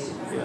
And I broke mine out by day and everything else, and I You think I mentioned that was. earlier, I think. I think I was on Wednesday of the budget hearings. I mean, The 28th, It- 27th? 27, she sent it out. you know, I don't have it. It's under Chelsea? No, it's under Chelsea. Okay. I mean, it, I apologize. I assumed that y'all had this in your packets and that you had seen all this stuff before. Well, yeah, it was in our packet. I accidentally, well, my concern, a lot of it, I didn't sit here and absorb it, but we're spending a lot of money on precaution, and I can appreciate that, but I don't know financially if it's practical for us. What I started to say, instead of putting 4 air conditioners on the roof, we buy an air conditioner and keep it somewhere on hand, and then one goes out, you go put an air conditioner on, because we know air conditioners have a tendency to, they may last for years, but different subject. I'd say before we move on to that, I'd kind of like to stay with Darryl just. I agree with you, Judge, I agree, I'm sorry. And I don't ever like to kick the can on down the road and everything else. However, you talked about precautionary and one thing and another. I think we could probably wait another year on the phone system and save a pot of money that way. Bring it up again next year perhaps. Yes, sir. I'll phone plan cost on it. sounded real good, like not a big deal until you talk about adding $8,000 Exactly. a month to it. Yeah, it's, So, and that's all based on the fact that it might not work another year. Sure. So, It's as long as I've told you I'm worried about this and the age of it. That's my goal. We're still gonna be mad at you when it quits. Okay. So let me Yeah, ask you this, so a lot of people have phased out that phone switch. Wonder if we can find a used phone switch to put on the shelf. We could try to do that. that's why I brought up the comment about 2 good legs work just fine. They can just walk over to your office and say, hey. But I would make the motion that we remove the phone system and that associated with it from the 24 budget. I agree with that. I think we need to take another look at the camera system, see if there's, I mean, what that is obviously is a professional installer and he's marking up on his price, which I get it, that's doing business. But I know you got some real good help as far as putting on connections. The wiring's probably there. It's a matter of replacing the cameras and the DVR, right? You talking about the EMS? Yes, sir. Surely our maintenance guys can help run the wire and all that. Well, but I bet you the wire's there. Yeah. Unless So we it, really have 2 requests here, or 2 things. well, he's got about, Add that to. I found the I mean, yeah. What day was it on? 27th. If you want me to look for a camera system similar to what the barns have, that would cost about $2,500. So, Yeah, I As mean, opposed to 8,000. sure, Yeah. if that's what you I want. mean, if we can save a little money here and there, it adds up, guys, if we can. But that's on the same day as the constables. I got the constable stuff. It wasn't on the constable. It was, she sent it the same day, but it wasn't on the constable. It's for the June 28th court date, when DPS, the game warden, judge. said, I've shuffled this stuff so much, I might have shuffled it right out of my, IT was on the 28th. Yep. Okay, we have a motion that we remove the phone system and associated articles as well as the Station 1 EMS, or Station 1 camera systems. Is that from the proposed IT budget? Is that? there's 7 or 8 other items there. If you guys are good with it, y'all can vote. I'm not prepared to, it's on me. I'm not prepared to move on that one because I want to go back and I think relook. those are the 2 high-ticket items anyway, weren't they? So will you be funding the camera system at a lower cost so I can do that this year, or we're not going to do cameras at all? There's still time to bring that back. If you can find a suitable camera system, I don't think we have a problem with you bringing that back and say, hey, I know you removed the $8,000 camera system from EMS station number 1, however, I found a $1,500 system that'll work just as well. I think that could be added back in before the budget goes final. Okay, I can Yeah, have Kim, that we for got from now tomorrow. till September or whatever for you to do some research. August the 28th. August 20, okay. And I then, can- of course, we don't want to be the last day there. I mean, Right. I can have that for tomorrow's meeting. I don't, Take your time. I mean, there's no, you don't have to get it by tomorrow's meeting. You can bring it up. We'll be talking budget again and again. So Okay. was Not this a in problem. there or not? take your time. Yeah, No, but is that in his Find budget? system Do we and- want something like and, that? I don't know if it's been Yes, sir. put in. yet. See, that's what I'm Shelley. asking. Yeah, I'm I don't not know ready if to Shelley pull put a that trigger in. on this one today. Do I hear a second on my motion? You were phones and, Phones and cameras. Improving everything EMS else, yeah. 1. Do what? Improving everything else. Well, phones and associated equipment with Right. that. No, this is Yeah. pulling out the phone and the Pulling cameras. 2 out, because everything else is. Right. But everything else not approved, it's all still to be considered. It's just in there. It's Pull still- these yeah. 2 out. Now, those 2 are pulled. It's still proposed. I'll second that. I understand. Okay. And the way Shelley explained it, everything related to the bank, we also had pulled out. I didn't put it in. Right. So it was never in. Well, and the bank's something we may want to talk about because it could come to the point we need to do something with it before next October. Maybe you want to use those numbers Yes, just to put money in contingency or something? No. Second. No. Jason. Different Sorry. deal. We have too many in contingency. Yeah, I see. That's above my pay grade. mine too. We're not talking away money for you, Daryl. You don't have a little side job going over here, no. Okay, so we have a motion and a second. Anybody need any clarification on that? If not, all in favor? Aye. Are there any opposed? There are none. Those 2 items, bam, pass 5-0. Thank you, Daryl, appreciate it. And You're getting better at your Come back and see negotiating us. skills, You though. want to adjourn and come back and get some more? Absolutely. Unless, okay, do you think there's anything on here that we can clear up in 5 or 10 minutes or so, or do we need to come back tomorrow? If we- You have to, it's posted. Yeah, Pardon? You have to, it's posted. Oh, okay. yeah. And we talked about the tower, but we're probably going to need to decide, do we want to go 700 with EMS or just take them straight UHF? Because if we go UHF, it's the price of a repeater antenna installation, which is 30, 40,000. But if we go EMS, you got to add 30 or so to that. So I'm not for that. you don't have a problem with going UHF all the way across at this point. If it works. Yeah. Okay. So we got to go add the price of repeater and 2 antennas installation and rent for the tower. All right, do I hear a motion to adjourn? Did you not do that? What? Make a motion to adjourn. Oh, We have a I will. motion, Commissioner Hollowell, to adjourn. Second?